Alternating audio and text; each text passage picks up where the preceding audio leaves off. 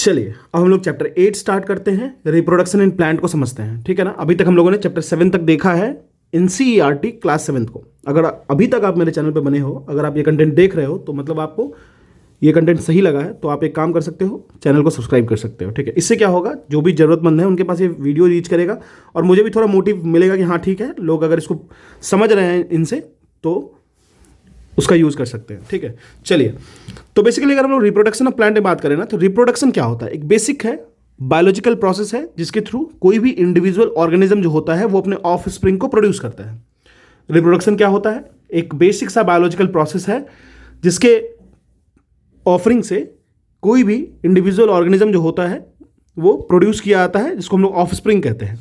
ठीक है, अगर हम लोग इसी में मोड्स ऑफ रिप्रोडक्शन की बात करें तो डिफरेंट मोड्स होते हैं, सेवरल वेज होते हैं प्लांट्स जो अपने ऑफ स्प्रिंग को प्रोड्यूस करते हैं। क्यों प्लांट की बात कर रहे हैं, क्योंकि हमें सिर्फ और सिर्फ इस चैप्टर में प्लांट्स की रिप्रोडक्शन की बात करनी है। ठीक है, तो जो डिफरेंट मीन्स होते हैं रिप्रोडक्शन का प्लांट में, तो वो समझते हैं। दो तरीके का रिप्रोडक्शन होता है, एक होता है असेक्सुअल रिप्रोडक्शन, एक होता है सेक्सुअल रिप्रोडक्शन। ठीक है, मोड्स ऑफ रिप्रोडक्शन की बात कर ले तो आपको असेक्सुअल मिलेगा एंड दूसरा हो जाएगा आपको सेक्सुअल रिप्रोडक्शन मिल जाएगा। क्लियर है, इस दोनों के बारे में एक एक करके समझते हैं। सबसे पहले अगर हम लोग असेक्सुअल रिप्रोडक्शन की बात करें, तो इसमें आपको क्या समझना चाहिए। अगर हम लोग असेक्सुअल रिप्रोडक्शन की बात करते हैं तो नए जो प्लांट होते हैं वो ऑब्टेन होते हैं without the production of seeds, मतलब किसी भी सीड के विदाउट प्रोडक्शन पे ये आपको मिलेगा। ठीक है, मतलब क्या है, जैसे इसके मेजर टाइप्स हम समझते हैं। सबसे पहले वेजिटेटिव प्रोपगेशन क्या होता है, यह एक तरीके का असेक्सुअल रिप्रोडक्शन है जिसमें से नए जो प्लांट होते हैं वो प्रोड्यूस होते हैं रूट से, मतलब आपको सीड की जरूरत नहीं पड़ेगी।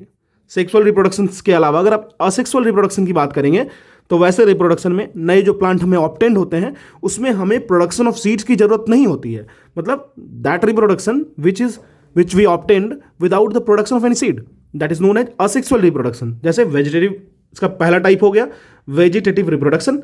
वेजिटेटिव रिप्रोडक्शन की बात करें, यह एक तरीके का असेक्सुअल रिप्रोडक्शन है जहां पे हम लोग नए प्लांट को प्रोड्यूस करते हैं, रूट से कर सकते हैं, स्टेम से कर सकते हैं, लीफ से कर सकते हैं और बर्ड से कर सकते हैं। ठीक है, किस किस चीज़ से कर सकते हैं, आप रूट से कर सकते हो, स्टेम से कर सकते हो, लीफ से कर सकते हो और बर्ड से कर सकते हो।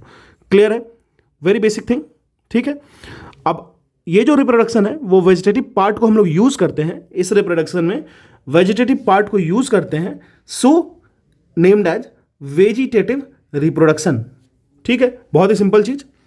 चलिए अगर हम लोग वेजिटेटिव रिप्रोडक्शन की बात करें तो ये कम समय लेता है, जल्दी ग्रो हो जाता है, फ्लावर्स इसमें जल्दी लगते हैं, फ्रूट्स इसमें जल्दी आते हैं। ठीक है, क्यों, क्योंकि आप सीड लगाओगे तो वो पहले तो जर्मिनेट करेगा, फिर धीरे धीरे वो ग्रो करेगा, बेबी प्लांट बनेगा, देन वो आगे की तरफ बढ़ेगा। लेकिन वेजिटेटिव रिप्रोडक्शन में ये सब काम जल्दी होता है। ठीक है, जो नए प्लांट होते हैं वो एग्जैक्ट कॉपी होते हैं पेरेंट प्लांट के, बिल्कुल। अगर उनकी आर्म यूज़ कर रहे हैं, उनके स्टेम यूज़ कर रहे हैं तो एग्जैक्ट कॉपीज़ बनेंगे। वेजिटेटिव रिप्रोडक्शन की बात मैं कर रहा हूँ। ठीक है, और ये जो प्रोड्यूस होते हैं वेजिटेटिव रिप्रोडक्शन में वो सिंगल पेरेंट से प्रोड्यूस होते हैं, वो जो प्रोड्यूस होते हैं वो सिंगल पेरेंट से प्रोड्यूस होते हैं, इसका याद रखिएगा। ठीक है, अब चलिए अगर हम लोग बात करें तो बडिंग किस तरीके से हेल्प करता है वो देखते हैं। जैसे देख लीजिए, स्टेम कटिंग ऑफ रोज आप देखते होंगे, स्टेम कट करके इसको लगा दिया जाता है तो बन जाता है। ये देखिए बड हो गया, ये बड, इसको यूज़ करते हैं। एक मिनट, हाँ ठीक है, तो ये बेसिक चीज़ें हो गई। अब हम लोग बडिंग की बात कर लेते हैं। जो छोटा सा बल्ब लाइक प्रोजेक्शन होता है ना, आप देख रहे हो छोटा सा बल्ब लाइक प्रोजेक्शन। ठीक है, बेसिकली ये जो एक यीस्ट सेल होता है उसमें एक छोटा सा बडिंग प्रोजेक्शन होता है, उसी को हम लोग बड कहते हैं। छिट इस बल्ब लाइक शेप हुआ। जो बड होता है वो ग्रेजुअली ग्रो करता है, धीरे धीरे ग्रो करता है और डिटैच हो जाता है पेरेंट सेल से और एक नए यीस्ट सेल की बात करते हैं। ठीक है, तो नए सेल की फॉर्मेशन हो जाती है। जो नया यीस्ट सेल होता है वो ग्रो होता है, मैच्योर होता है और प्रोड्यूस होता है और भी ज़्यादा यीस्ट सेल को प्रोड्यूस करता है। समटाइम्स जो अनदर बर्ड होता है वो पुराने वाले बर्ड से चेन ऑफ बर्ड्स फॉर्मेशन करता है। ठीक है, तो ये हो गया बर्ड की बात, बर्ड फॉर्मेशन में आप देख सकते हो। चलिए अब अगर हम लोग बडिंग हो गया तो हम लोग समझते हैं फ्रैगमेंटेशन को समझते हैं, फिर आगे बढ़ते हैं। तो हम लोग देख सकते हैं इस डायग्राम में किस तरीके से यीस्ट का रिप्रोडक्शन हुआ है बडिंग प्रोसेस से। पहले क्या हुआ, बड एक छोटा सा यीस्ट का फॉर्मेशन हुआ, यीस्ट सेल का, वो धीरे धीरे बड के फॉर्म में डेवलप करने लगा। बड के बाद जो बड है वो धीरे धीरे और नेकिंग होने लगा, उसका न्यूअर बड फॉर्म हुआ और different different chain of birds भी फॉर्म हुए। क्लियर है? इतना आपको समझ में आना चाहिए, ये बेसिक रिप्रोडक्शन का प्रोसेस है। ठीक है, अब हम लोग बात करेंगे फ्रेगमेंटेशन। आखिर फ्रेगमेंटेशन क्या होता है इसको समझते हैं। एक भी टॉपिक आपकी मिस नहीं होगी, not even a single line, जो आपको एग्जाम में हेल्प करने वाला है। ठीक है, तो आप एकदम परेशान मत होना, बस बने रहना। फ्रेगमेंटेशन की बात करें, जब वाटर एंड न्यूट्रिएंट्स जो अवेलेबल होता है, ठीक है ना, देखिए आप अच्छे मात्रा में वाटर और न्यूट्रिएंट्स अवेलेबल करा दो तो अलगी क्या होता है ना, अलगी वो 2 और 2 से ज़्यादा फ्रेगमेंटेशन में बट जाता है। अलगी पता होगा आपको, जब भी आप किसी पॉन्ड पे गए तो एक ग्रीन पैचेज आपको दिखता है पॉन्ड पे, हरे हरे कलर का, ठीक है ना, या फिर किसी जमे हुए पानी के बॉडी हैं उस पर भी आपको देखने को मिलेगा, उसी को हम लोग अलगी कहते हैं। जब इसको अच्छे से वाटर को न्यूट्रिएंट्स अवेलेबल हो जाए और वो ग्रो करने लगे, रैपिडली ग्रो हो जाए, तो उसी को हम लोग कहते हैं, एक तरीके से अलगल ब्लूम भी कह सकते हैं, लेकिन यहाँ पे फ्रेगमेंटेशन होता है। फ्रेगमेंटेशन कहने का क्या मतलब हुआ, ठीक है ना, अलगी इस तरीके से एक भाग का अलगी हुआ तो वो 2 भाग में टूट जाएगा, और इस तरीके से मल्टीपल इसका फ्रेगमेंटेशन होने लगता है और ये काफ़ी ज़्यादा बढ़ जाता है। क्लियर है? अब एक हम लोग पढ़ते हैं स्पोर फॉर्मेशन की बात कर लेते हैं। स्पोर फॉर्मेशन, तो स्पोर्स जो होता है ना वो बेसिकली असेक्सुअल रिप्रोडक्टिव बॉडीज़ है। असेक्सुअल रिप्रोडक्टिव बॉडीज़, आपको मैंने बताया कुछ फेवरेबल कंडीशंस मिलते हैं स्पोर्स को, जिसमें क्या होता है, स्पोर जो होता है वो जर्मिनेट कर जाता है और वो अपने नए इंडिविजुअल फॉर्म में जनरेट कर देता है, मतलब खुद से छोटे छोटे इंडिविजुअल को जनरेट कर देगा। ठीक है, आप देख सकते हो reproduction through spore formation in a fungus, fungus में होगा। ठीक है, तो देखिए प्लांट जैसे कि मॉस हो गया, फर्न्स हो गया, वो स्पोर्स के फॉर्मेशन से जन्म लेते हैं। तो कौन कौन से प्लांट इसकी एग्जांपल को शो करता है, तो आपको एक मॉस होता है, फिर एक फर्न्स हो गया, FERNS, ठीक है ना, वो इस मेथड से जनरेट होता है। बेसिकली इसमें होता क्या है, मैं एक बार फिर से रिपीट कर देता हूँ, कभी आए तो घबराने वाली बात नहीं होगी। स्पोर्स जो होते हैं वो एक असेक्सुअल रिप्रोडक्टिव मेथड है, जहाँ पे बॉडी को किसी डिफरेंट बॉडी की जरूरत नहीं होती है। ठीक है, तो इसमें क्या होता है कि फेवरेबल कंडीशन में स्पोर्स जर्मिनेट करता है। आप देखो यहाँ पे स्पोर्स का जर्मिनेशन हुआ एंड साथ साथ में एक नए इंडिविजुअल को वो जनरेट करता है। ठीक है ना, एग्जाम्पल आप याद रखिएगा, मोशन फंड्स एग्जाम में पूछ सकता है। ठीक है, अब हम लोग बात करेंगे असेक्सुअल हो गया, अब हम लोग सेक्सुअल वे को समझते हैं। अब देखिए स्पोर फॉर्मेशन इन फॉर्म में भी, जैसे ये लीव्स हो गया, इस पर स्पोर का फॉर्मेशन हो गया और इसी तरीके से जनरेट कर जाएगा। ठीक है ना, चलिए, और जो स्पोर्स होते हैं वो काफ़ी लंबे समय तक सर्वाइव कर पाते हैं, ये भी ध्यान रखना है। चलिए, अब हम लोग सेक्सुअल रिप्रोडक्शन की बात कर लेते हैं। सेक्सुअल रिप्रोडक्शन में नए प्लांट ऑब्टेन्ड होते हैं, कहाँ, किस चीज़ से, तो सीड से, ये ध्यान रखना है। ठीक है ना, सीड से होते हैं जो कि प्रोड्यूस किए आते हैं, किसी भी मेल पार्ट के को फ्यूजन कराएंगे एंड फीमेल के गैमेट का प्रेजेंट होना नेसेसरी है। फीमेल का गैमेट मेल के पार्ट से फ्यूज करवाएंगे तो फिर ये प्रोड्यूस होगा। ठीक है ना, और ये प्रेजेंट होता है किसी भी पार्ट में जहाँ पे फ्लावर होगा, फ्लावर ऑफ द प्लांट, वहाँ पे ये होगा सेक्सुअल रिप्रोडक्शन। ठीक है, चलिए अब धीरे धीरे हम लोग समझते हैं एक एक पार्ट को बहुत ही अच्छे से। NCERT का सबसे अच्छी बड़ी बात यह है ना कि ये कुछ भी चीज़ को कंफ्यूज स्टेज में नहीं छोड़ेगा। ये बूझो भैया जो है ना, इनको इशू होता होगा, बट हमें आपको नहीं होगा क्योंकि हम लोग इसको अच्छे से पढ़ पाएंगे। बूझो भैया थोड़ा ज़्यादा इन्जॉय करते हैं तो इनको इसी तरीके से छोड़ दीजिए। ठीक है, तो चलिए, अगर हम लोग प्लांट की रिप्रोडक्टिव पार्ट की बात करें तो male and female reproductive part को समझते हैं। फ्लावर जो होता है वो जो बेसिक रिप्रोडक्टिव पार्ट है किसी प्लांट का, और उसमें 2 चीज़ होते हैं, स्टामेन एंड पिस्टिल। ठीक है, स्टामेन एंड पिस्टिल की बात करेंगे। स्टामेन जो होता है वो मेल रिप्रोडक्टिव पार्ट है, और इसमें क्या क्या होता है, इसमें होता है anther and filament. Anther and filament, देखिए ये ध्यान रखना है, ऐसा नहीं है कि सिर्फ इसको पढ़ के गुजर जाना है, आपको ध्यान होना चाहिए कि अगर हम स्टामेन बात करें तो ये मेल रिप्रोडक्टिव सिस्टम है, एंथर एंड फिलामेंट। आप जो भी ट्रिक बना लीजिए, आप इसको कैसे भी याद रखिए। ठीक है, तो एंथर फिलामेंट जो है वो आपको मेल रिप्रोडक्टिव पार्ट है इन a plant, in a flower. और अगर हम लोग बात करें पॉलन ग्रेन्स की, एंथर में जो होता है ना उसमें पॉलन ग्रेन से अटैच होता है। इस तरीके का आप देखते होंगे, कभी कभी आप फूल को टच करोगे तो हाथ में येलो कलर की कुछ वो लग जाती है, ग्रेन टाइप की, तो वही पॉलन ग्रेन होती है। अगर हम लोग बात करें तो ये एंथर में चिपकी हुई होती है। ठीक है, जो कि अगर वो एंथर में चिपकी हुई होती है, लेकिन वो प्रोड्यूस क्या करती है, वो प्रोड्यूस करती है आपको मेल गैमेट्स को प्रोड्यूस करती है। इस बात का ध्यान रखिएगा। अगर हम लोग पिस्टिल की बात कर लेते हैं, चलिए वुमेन पार्ट की बात कर लेते हैं, फीमेल पार्ट की बात कर लेते हैं। तो पिस्टिल जो होता है वो फीमेल रिप्रोडक्टिव पार्ट होता है। एक पिस्टिल जो होता है उसमें क्या क्या होता है, स्टिग्मा, स्टाइल, ओवेरी। ठीक है, स्टिग्मा, स्टाइल, ओवेरी ये तो आपको पता होगा। ओवेरी जो होता है उसमें एक या एक से ज़्यादा ओव्यूल्स होगा। ओवेरी जो होता है, ओवेरी ये ड्रम शेप जो होता है उसमें एक या एक से ज़्यादा ओव्यूल होगा, ठीक है, एक या एक से ज़्यादा ओव्यूल होगा। जो फीमेल गैमेट होगा और जो एग होगा वो ओव्यूल वो फॉर्म करेगा ओव्यूल के अंदर ही। देखो ये वाले पार्ट में ही फीमेल गैमेट फॉर्म करेगा, ये वाले पार्ट में मेल गैमेट फॉर्म करेगा, ठीक है। फीमेल गैमेट से मेल गैमेट मतलब मेल से फीमेल पे ट्रांसफर करा दो, पॉलिनेशन करा दो, एंथर से स्टिग्मा पे ले जाओ, ठीक है, एंथर से स्टिग्मा पे ले जाओ तो क्या हो जाएगा, पॉलिनेशन हो जाएगा। अगर वही पॉलिनेशन अगर सेम प्लांट में हो रहा है, सेम फ्लावर में हो रहा है, ठीक है, मतलब पॉलन जा रहा है आपको स्टिग्मा में तो वो हो जाएगा सेल्फ पॉलिनेशन। अगर यहीं पे पॉलन उठ के कहीं और जा रहा है, दूसरे प्लांट में जा रहा है, प्लांट ऑफ सेम नेचर, तो वहाँ पे हो जाएगा क्रॉस पॉलिनेशन। मैं देखा हूँ बहुत सारे लोग कंफ्यूज होते हैं, इसमें ध्यान रखिएगा, ठीक है। सेल्फ और क्रॉस तो समझ में आ गया, पॉलिनेशन को देख लेते हैं थोड़ा सा, उसके बाद बात करेंगे। चलिए, तो अभी हम लोगों ने क्या समझा, male part, female part of reproductive part of plant. बहुत ही अच्छा, ये जो पेज है ना, ये काफ़ी इंपॉर्टेंट है, इसको आप स्किप नहीं करना, इसको आप आराम से बैठना, कभी कोई कंफ्यूजन होती है तो कहीं ड्रॉ करके रख लेना, छोटा सा याद हो जाएगा, ठीक है। जो मेल एंड फीमेल पार्ट होता है वो आपस में फ्यूज करता है, फ्यूज करने के बाद बनाता है जायगॉट। क्या बनाएगा, जायगॉट, ठीक है ना। फ्यूज के बाद जायगॉट बनाएगा। फ्लावर्स वैसे होते हैं जिसमें सिर्फ और सिर्फ या तो पिस्टिल हो या सिर्फ और सिर्फ स्टामेन हो, या तो फीमेल पार्ट हो या फिर मेल पार्ट हो। वैसे प्लांट को, वैसे फ्लावर्स को, वैसे प्लांट को यूनिसेक्सुअल फ्लावर्स कहते हैं। सीधी सी बात है, यूनिसेक्सुअल फ्लावर्स एग्जांपल जान लो, कॉर्न हो गया, पपाया हो गया, चुकुम्बर हो गया, ये सारे आपको यूनिसेक्सुअल फ्लावर है, ठीक है, ध्यान रखिएगा। जिसमें सिर्फ और सिर्फ या तो फीमेल पार्ट हो या मेल पार्ट हो, वो यूनिसेक्सुअल होते हैं।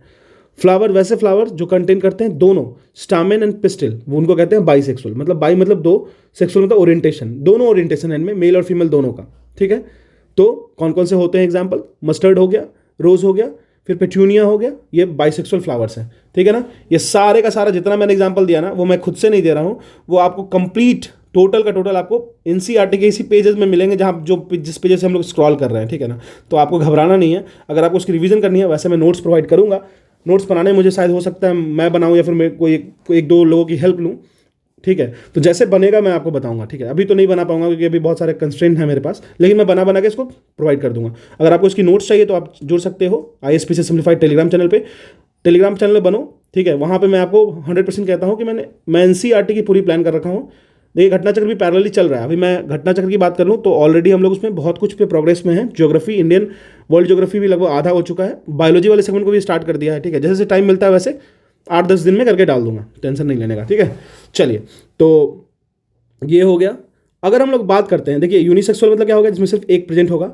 Both male and female unisexual flower may be present in the same plant और इन द डिफरेंट प्लांट। जैसे मान लीजिए एक फ्लावर है, एक प्लांट है, इसमें एक फ्लावर है यहाँ, एक फ्लावर यहाँ है, इसमें मेल पार्ट है, इसमें फीमेल पार्ट है, स्टामेन है, यहाँ पिस्टिल है, ठीक है, स्टामेन है, यहाँ पिस्टिल है। तो ये भी एक यूनिसेक्सुअल फ्लावर में काउंट होगा, क्योंकि एक फ्लावर में एक ही सेक्स में बिलोंग कर रहा है। ये ध्यान रखिएगा, एग्जाम में अगर से क्वेश्चन बनाने की कोशिश करें तो आप फंस सकते हो, ठीक है।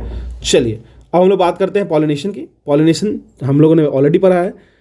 Transfer of pollen grain from anther to stigma, from male part to female part of a flower is known as pollination. आप ट्रांसफर करोगे तभी तो हो पाएगा ना, ट्रांसफर करोगे एंथर से स्टिग्मा पे। देखो मैं एक बार इसको इरेज कर देता हूँ, ठीक है। एंथर से स्टिग्मा की तरफ ट्रांसफर करोगे तभी तो कुछ बात बनेगी ना, एंथर से स्टिग्मा। तो यहाँ तक ला के छोड़ दोगे तो यहाँ खुद चला जाएगा वो अंदर, ठीक है। तो इसी को पॉलिनेशन कहते हैं। पॉलिनेशन होता है प्लांट्स में, कुछ मददगार होते हैं, कुछ लोग होते हैं जैसे विंड हो गए। अगर विंड से पॉलिनेशन हो तो उसको क्या कहते हैं, एनिमो पॉलिनेशन कहते हैं। वैसे इन चीज़ों को जानेंगे और आगे डिटेल में। फिर वाटर से होते हैं, इंसेक्ट से होते हैं, या फिर कभी हम लोग ही गए ऐसे करके दौड़ते हुए चले गए तो एक से झर के दूसरे पे गिर गया, ऐसा होता है, ठीक है। तो अब पॉलिनेशन दो तरीके का होगा, एक होता है सेल्फ पॉलिनेशन, एक होता है क्रॉस पॉलिनेशन। एक होता है सेल्फ, एक होता है क्रॉस। अब उसको हम लोग समझते हैं क्योंकि एग्जाम में इससे क्वेश्चन बनता है। ऑलरेडी हम लोगों ने वैसे डिस्कस कर लिया है कि सेल्फ और क्रॉस क्या होता है, लेकिन उसको हम लोग लैंग्वेज फॉर्म में जान लेते हैं, लिंगुअल फॉर्म में जान लेते हैं। अगर हम लोग सेल्फ पॉलिनेशन की बात करें तो जब पॉलन लैंड करता है स्टिग्मा पे, अगर सेम फ्लावर या फिर दूसरे flower of the same plant, या तो खुद का इसका यहीं से उठ के यहाँ चला जाए। देखो यहाँ बहुतों को कन्फ्यूजन देखा है मैंने, बहुतों को। Actually when I was teaching for class 12th, when I was in college, मैंने देखा है इस तरीके का कन्फ्यूजन बहुत ज़्यादा। देखो ये एंथर होगा, ये आपको स्टिग्मा हो गया, ठीक है। तो क्या होता है, पॉलन से उठ के, मतलब पॉलन यहाँ से ट्रांसफर होगा एंथर से स्टिग्मा। अगर सेम फ्लावर में हो रहा है तो सेल्फ पॉलिनेशन, मान लो ये एक फ्लावर है और यहाँ पे एक दूसरी फ्लावर है सेम प्लांट की, तो यहाँ भी अगर एंथर से स्टिग्मा पे आ गया तो भी वो सेल्फ है, क्योंकि भाई अपने घर की बात है ना। चलिए, तो ये सेल्फ हो गया, तो पॉलिनेशन हो गया। अब अगर हम लोग बात करें क्रॉस पॉलिनेशन, मतलब इसका यहाँ से लड़के को बुलाओ, यहाँ से लड़की को बुलाओ, और फिर दोनों में आपस में वो करा दो, क्रॉस करा दो, तो ये क्रॉस पॉलिनेशन हो गया। ठीक है, यहाँ पे different plant of the same kind होना चाहिए। ठीक है, पॉलिनेशन हो गया। अब बात कर लेते हैं थोड़ा फर्टिलाइजेशन के बारे में। हाँ, थोड़ा सा फर्टिलाइजेशन को समझ लेते हैं। ये भी काफ़ी इंपॉर्टेंट टॉपिक है हमारे एग्जाम पॉइंट ऑफ व्यू से। जब बात करेंगे फर्टिलाइजेशन की, तो ये प्रोसेस है फ्यूजन का, मेल और फीमेल गैमेट के मिलने का। भाई मिलेंगे तभी सीडलिंग का फॉर्म होगा, तभी जायगोट बनेंगे, तभी एम्ब्रायो बनेगा। ठीक है, तो जब मेल और फीमेल गैमेट्स आपस में मिलते हैं, इसको हम लोग फर्टिलाइजेशन कहते हैं। जो सेल बनते हैं फ्यूजन के बाद, जो दोनों गैमेट फ्यूज करते हैं, उसके बाद उसको हम लोग जायगोट कहते हैं। जो सेल बने वो बन गए जायगोट, जस्ट फ्यूजन के बाद जो भी सेल बने वो जायगोट हो गए। और जायगोट क्या होता है? जायगोट आपको एम्ब्रायो में फॉर्म करते हैं, वो धीरे धीरे मैच्योर होके एम्ब्रायो बनाते हैं। ठीक है, हालांकि not mature in our sense but mature in the scientifical biological sense. ठीक है, तो जायगोट जो होता है वो एम्ब्रायो के फॉर्मेशन में बनते हैं। क्लियर है? अब आप देख सकते हो, ये हमारा ओवम हो गया, पॉलन ट्यूब हो गया, यहाँ पे पॉलन ग्रेन आया, फिर जर्मिनेट किया धीरे धीरे करके, जायगोट का फॉर्मेशन हो गया यहाँ पे। ठीक है ना, ये फर्टिलाइजेशन प्रोसेस दिखा रहा है, जायगोट का फॉर्मेशन दिखा रहा है। ठीक है, जायगोट फॉर्मेशन आप देख सकते हो। अगर हम लोग बात करें फ्रूट्स एंड सीड फॉर्मेशन की बात कर लेते हैं। चलो, जायगोट फॉर्म हो गया, फिर आपने एम्ब्रायो भी फॉर्म कर लिया, थोड़ा मेच्योर भी हो गया है। अब हम लोग बात करेंगे फ्रूट और सीड कैसे फॉर्म होता है। ठीक है, चलिए, फ्रूट एंड सीड की बात करें, फर्टिलाइजेशन हुआ तो ओवरी जो होता है वो ग्रोज करता है एक फ्रूट में। जो फीमेल पार्ट है ओवरी, वो फ्रूट में ग्रोथ करता है, and other parts of the plant, जो भी बाकी का रेस्ट पार्ट है वो गिर जाता है, वो फॉल कर जाता है। मतलब जो ओवरी है वही फ्रूट बनेगा, बाकी सारा जितना भी ये सब एक्स्ट्रा होगा वो सब गिर जाएगा टूट के। ठीक है ना। और एक चीज़ मैं आपको बता देता हूँ, जो फ्रूट जो होता है ना, उसी को हम लोग उसको कहते हैं राइपेंड ओवरी। इससे मैंने क्वेश्चन बहुत बार देखा है, राइपेंड ओवरी, मतलब पकी हुई जो ओवरी होती है वही फ्रूट कहलाती है। ठीक है, आगे हम लोग जैसे स्टैंडर्ड रेंज होगा हम लोग का, हम लोग फॉल्स फ्रूट को पढ़ेंगे, फिर बहुत सारे फ्रूट को पढ़ेंगे, उसमें एसिड्स क्या मिलता है, हर एक कंपोनेंट को समझेंगे। लेकिन जहाँ पे जो पढ़ना है उसको हम लोग उसी तरीके से डिसिप्लिन वे में देखते हैं। ठीक है, चलिए, तो राइपेंड ओवरी का पता चल गया हमें, सिर्फ डेवलप होता है। अब देखिए, राइपेंड ओवरी जो सीड डेवलप होता है ना, वो ओव्यूल से होता है। मैंने आपको बताया था ना, ये जो ओव्यूल्स हो जाएगा ना, ये जो ओवरी के अंदर होता है ब्लॉक में, जहाँ बहुत सारे हो सकते हैं ओव्यूल, उस ओव्यूल से सीड बनता है। देखिए, आपको ध्यान क्या रखना है, सीड का जो फॉर्मेशन होता है वो ओव्यूल से होता है। इस बात को आप अच्छे से बिठा लीजिए। ओवेरी जो होता है वो सीड फ्रूट बन जाता है, ओवेरी जो होता है वो फ्रूट हो जाता है। अब बिल्कुल ये तो आसान कॉमन सेंस की बात है कि अगर ओव्यूल ओवेरी के अंदर है तो ओव्यूल जो होता है वो ओवेरी के अंदर है, तो वो हो जाएगा आपको सीड, सीड का फॉर्मेशन करेगा। ठीक है, बेसिक चीज़ें लेकिन एग्जाम में देखने को मिलेगी, फिर आप परेशान हो जाओगे अगर समझ में नहीं आए तो। अब एक टर्म होता है सीड डिस्पर्सल। चलिए, अब मान लो एक घर में 5-10 बच्चे हैं, एक कमरे में रह रहे हैं। अगर वो ज़िंदगी भर एक ही कमरे में रह गए 5-10 बच्चे, ना कमाने जा रहे हैं ना कुछ करने जा रहे हैं, तो घर वाले तो परेशान हो जाएंगे ना, मर जाएंगे, उनको ना ढंग से खाना मिल पाएगा ना कुछ मिल पाएगा, क्योंकि देखो क्राइसिस हो जाएगा। तो यही केस होता है सीड डिस्पर्सल में। सीड जो होता है वो डिस्पर्स हो जाता है, उनका मूवमेंट हो जाता है, स्प्रेड हो जाते हैं, फैल जाते हैं, या फिर उनको ट्रांसपोर्ट कर दिया जाता है अपने पेरेंट प्लांट से। ठीक है ना। बेसिकली यह मदद करता है प्लांट को कि वहाँ पे उन प्लांट के आसपास में ओवर क्राउडिंग ना हो, कंपटीशन ना बढ़े, सनलाइट सबको ऐसा ना हो कि अगर एक साथ 10 पेड़ ग्रो कर गए हैं तो एक किसी को सनलाइट मिला, किसी को कम मिला, किसी को नहीं मिला, ये नहीं होना चाहिए। ओवर क्राउडिंग ऑफ सनलाइट में कंपटीशन नहीं होना चाहिए, कंपटीशन फॉर सनलाइट नहीं होना चाहिए। वाटर अच्छे से एब्जॉर्ब करे, थोड़ी दूरी बना के रखे। ठीक है, मिनरल्स और जो नए हैबिटेंट्स आए वो इन्वेट अच्छे से करें उन पर। ठीक है ना। और ये मदद कौन करता है इनको अलग होने में? विंड करता है, वाटर करता है और एनिमल्स करते हैं। एनिमल्स में हम भी काउंट हो जाएंगे। ठीक है ना। अगर विंड होता है, मान लीजिए जैसे विंग सीड हुआ, जैसे विंग सीड होता है ड्रमस्टिक का, और मैपल कह लीजिए, जो हल्के हल्के सीड होते हैं ग्रासेस के, या हेयरी सीड होते हैं, एक फ्रूट है के उसके। ठीक है ना। जो हेयरी फ्रूट होते हैं जैसे सनफ्लावर के, वो भी ब्लोन ऑफ होते हैं विंड से। अगर वाटर की बात कर लें, वाटर से अगर हम लोग वाटर से बात कर लें, तो वाटर की अगर हम लोग बात करेंगे तो कोकोनट सीड जो होता है वो फ्लोट करता है, उसके पास फ्लोटिंग एबिलिटी होती है, और जैसे फ्लोट करेगा तो वो स्पॉन्जी और फाइब्रस आउटर कोट बना लेगा और सेफ हो जाएगा। तो वाटर के थ्रू आपको पाइनएप्पल फ्रूट आपको देखने को मिल जाएगा। ठीक है ना। Seeds of drumstick and maple, ये आप देख सकते हो इनकी सीड।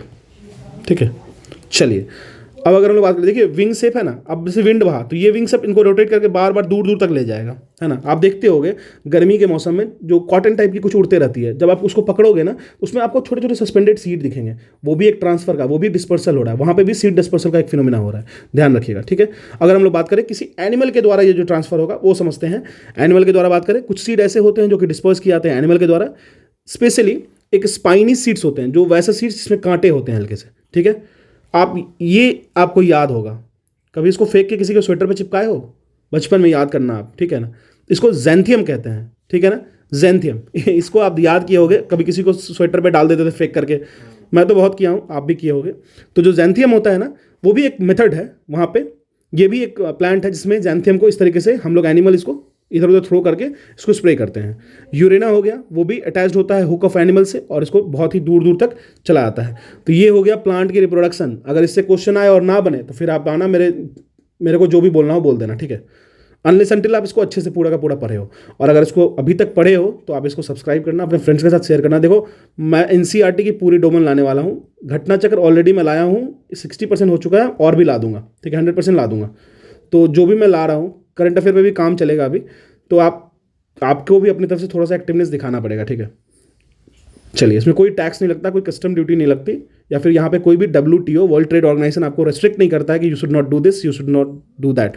जब आप रील्स देख सकते हो एक बार में 100, ठीक है, तो इसको भी आप प्रोपगेट कर सकते हो, ठीक है। Thank you. अब हम लोग मूव करते हैं chapter number 9, motion and time की तरफ, ठीक है। देखिए, ये तो uniform motion, time, acceleration, Newton's law of motion बहुत डिटेल में पढ़ना है क्लास 9th में, बहुत अच्छे तरीके से 9th एंड 10th में, ठीक है ना। लेकिन अभी जो भी कंटेंट होगा इसमें उसको हम लोग बहुत ही स्मार्ट वे में पढ़ेंगे, क्योंकि हम लोग अभी स्टैंडर्ड 7 की साइंस पढ़ रहे हैं, ठीक है। इस बात का हमको हमेशा ध्यान रखना है, ठीक है। अगर कोई भी एक बॉडी है, तो अगर आप कहते हो कि ये राम है, ये श्याम है, Ram is running faster, Shyam is lagging, मतलब श्याम पीछे रह जा रहा है, राम जो है फास्टर रन कर रहा है। तो Shyam is running faster with respect to home, with respect to what. हमेशा याद रखिएगा कि जब भी हम मोशन की बात करेंगे, स्पीड की बात करेंगे, वेलोसिटी की बात करेंगे, हमारे पास एक टर्म होना चाहिए जो रिलेटिव होना चाहिए, ठीक है। जैसे राम जो है वो श्याम से तेजी से दौड़ रहा है, ठीक है। हो सकता है राम किसी एक बाइकर से स्लो दौड़ रहा होगा, ठीक है।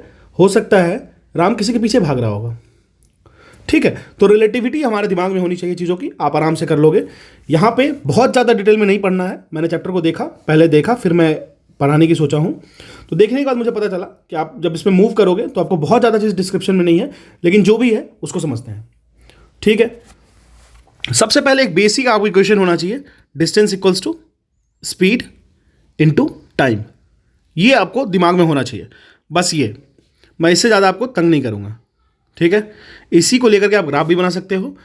डी डिस्टेंस हो गया, डिस्टेंस की यूनिट की अगर हम लोग बात कर लें तो डिस्टेंस की यूनिट होती है मीटर, ठीक है। स्पीड की यूनिट हो जाएगी आपको मीटर पर सेकेंड, और टाइम की आप सेकंड में ले लो, ठीक है।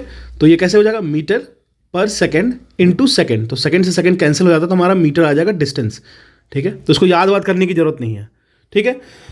अब हम लोग समझते हैं आखिर जो मोशन होता है ना, वो एक स्ट्रेट लाइन में हो सकता है, बिल्कुल आप स्ट्रेट लाइन में मोशन कर सकते हो, आप एक सर्कुलर मोशन में कर सकते हो, हाँ बिल्कुल, अगर आपको दौड़ना है किसी सर्कुलर ट्रैक पे तो वो सर्कुलर मोशन हो सकता है, या फिर कोई पीरियोडिक मोशन हो सकता है। पीरियोडिक मतलब कि आप मान लो यहाँ से स्टार्ट किए हो, टाइम इक्वल्स टू 0 पे, 0 सेकंड पे आपने स्टार्ट किया, किसी ने गन को रिकॉइल किया, यहाँ पे फटाक से गन को दागा, आप यहाँ से दौड़ना शुरू किए, तो देख रहे हो कि आप जो इसके मिड है वहाँ पहुँचे आप मान लो 30 सेकेंड में, फिर आप यहाँ पहुँच जा रहे हो, कंप्लीट रोटेशन आपका हो जा रहा है, इनिशियल पॉइंट और फाइनल पॉइंट सेम हो जाने में आप 1 मिनट में पहुँच जा रहे हो। यहाँ क्या हो रहा है, आपकी जो कंप्लीट टाइम पीरियड है ना, 30 सेकंड पे मिडवे हुआ, 1 मिनट में आप कंप्लीट किए, ठीक है। तो एक कंप्लीट साइकिल को आपको फॉलो करने में, फिर से उसको रिपीट करने में जितना समय लग रहा है ना, वही उसका टाइम पीरियड हो जाएगा। और अगर हम फ्रीक्वेंसी की बात कर ले, टाइम पीरियड की बात की है तो हम फ्रीक्वेंसी की बात करेंगे। फ्रीक्वेंसी हो जाता है नंबर ऑफ ऑसिलेशंस पर सेकंड या नंबर ऑफ साइकिल पर सेकंड, तो 1/t हो जाएगा। तो 1/t 1/सेकंड होता है। इसी को हर्ट्ज साहब ने, हर्ट्ज एक साइंटिस्ट थे, उन्होंने इस यूनिट को हर्ट्ज बताया, ठीक है, ऑसिलेशंस पर सेकंड, ठीक है, ऑसिलेशंस पर सेकंड। क्लियर है, यहां जानना नहीं था, फिर मैं थोड़ा सा बता दूंगा, ठीक है।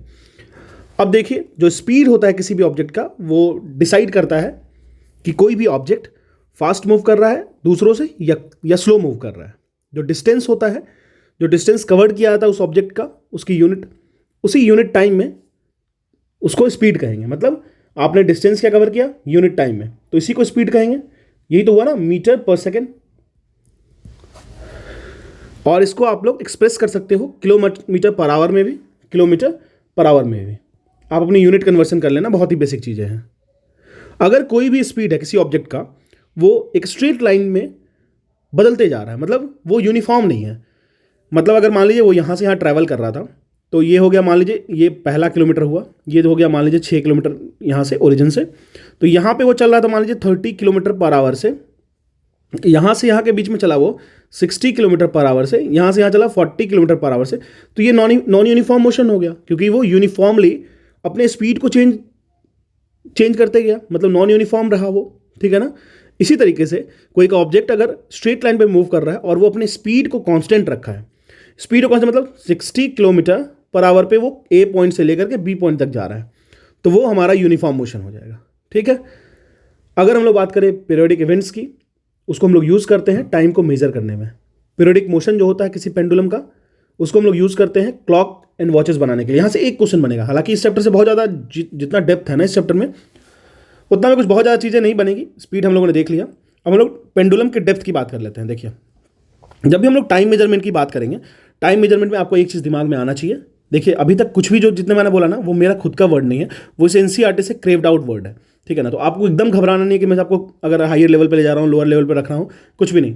जो एनसीईआरटी पे हमें स्टिक रखना है, एनसीईआरटी को अगर हम लोग अच्छे से डिमेंसिफाई कर दिए ना, आपका हर एग्जाम निकलेगा, ठीक है ना। आप एक बार करके देखो इसको, कोई बहुत मुश्किल से नहीं है, 1.5 महीने लगेंगे, 1.5 महीने में पूरी एनसीईआरटी हो जाती है, ठीक है। तो मेजरमेंट ऑफ टाइम हम लोगों ने पेंडुलम से इंस्पायर हुए। देखिए, हम लोग पहले बात करते थे एनालॉग इंस्ट्रूमेंट की। दो तरीके की अगर समझ लो, एनालॉग इंस्ट्रूमेंट होती है, एक डिजिटल इंस्ट्रूमेंट होती है। डिजिटल इंस्ट्रूमेंट क्या हुआ, डिजिटल इंस्ट्रूमेंट जो होती है वो ज़्यादा एक्यूरेट होती है। एनालॉग में हम लोग जो अप्लायंसेस लगाए हैं, जैसे मान लीजिए आयरन निडल लगा लिए, स्टील या स्टेनलेस स्टील की निडल लगा लिए, तो ये चीज़ें वैरी कर सकती हैं, थोड़ी सी इनमें एक्यूरेसी कम होगी। लेकिन जो डिजिटल क्लॉक होंगे उसमें एक्यूरेसी बहुत अच्छी होगी, ठीक है। तो जो भी हम लोग जो मोशन होता है पेंडुलम का, पेंडुलम देखिए इस तरीके से ये होता है, ये हो गया उसका बॉब, ये हो गया स्ट्रिंग, इसकी लेंथ L मान लीजिए, और ये यहाँ पे सस्पेंडेड है, ठीक है, एक वॉल पे अटैच्ड है। तो इसको अगर हम लोग इसको ऐसे हिला देंगे, तो ये इसकी एक पोजीशन हो गई, ये दूसरी पोजीशन हो गई, ये इसकी मीन पोजीशन हो गई, ठीक है, ये मीन पोजीशन हो गई। ये ऑसिलेटिंग पेंडुलम है, क्लियर है। तो ये ऑसिलेटिंग पेंडुलम को देख के ही ना क्लॉक बनाने का हमारा विचार आया, वॉचेस बनाने का हमारा विचार आया। अभी की बात कर ले, जो मोस्ट ऑफ द क्लॉक्स होते हैं वो इलेक्ट्रिक सर्किट यूज़ किया जाता है उसमें, जहाँ पे एक या एक से ज़्यादा सेल्स यूज़ कर लेते हैं हम लोग। ये जो क्लॉक्स होते हैं उसको हम लोग क्वार्ट्ज क्लॉक कहते हैं, ठीक है ना। उसी क्लॉक को क्वार्ट्ज कहते हैं, QUARTZ, क्वार्ट्ज क्लॉक्स। क्वार्ट्ज के बारे में बता लेंगे, बात कर लेंगे, बहुत ही स्टैंडर्ड मटेरियल है, इसके बारे में आगे आने वाला है बहुत ज़्यादा। जो टाइम मेजर करता है क्वार्ट्ज क्लॉक, वो थोड़ा ज़्यादा एक्यूरेट होता है, ठीक है। और कुछ मेजरमेंट को समझ लेते हैं। सन, अगर हमको टाइम मेजरमेंट करना है, एक होता है sun dial, water clock and sand clock. आप देखिए, दिल्ली कभी गए होंगे आप, अगर आप दिल्ली गए होंगे तो ये सन डायल की तरह, ये जो लग रखा है वो सन डायल की तरह है, ठीक है ना। ये हो गया, फिर ये सैंड क्लॉक हो गया, आप ये देखे होंगे, गिफ्ट करते होंगे किसी किसी को, ठीक है, कि आप मेरे यादों में 1 घंटे काउंट करना डेली, ठीक है। ये वाटर क्लॉक हो गया, वाटर के मूवमेंट से पता चलेगा। तो ये जो है ना कुछ एग्जाम्पल है टाइम मेजरिंग डिवाइसेस का। अगर हम लोग बेसिक यूनिट की बात कर ले टाइम की, तो वो सेकंड में मेजर करता है, ठीक है ना। इसकी यूनिट S होती है, आप S से नोटेट करते हैं हम लोग। लार्जर यूनिट की बात कर लो तो मिनट कर लो, और उससे लार्ज करना है तो R कर लो, ठीक है, क्लियर है। चलिए,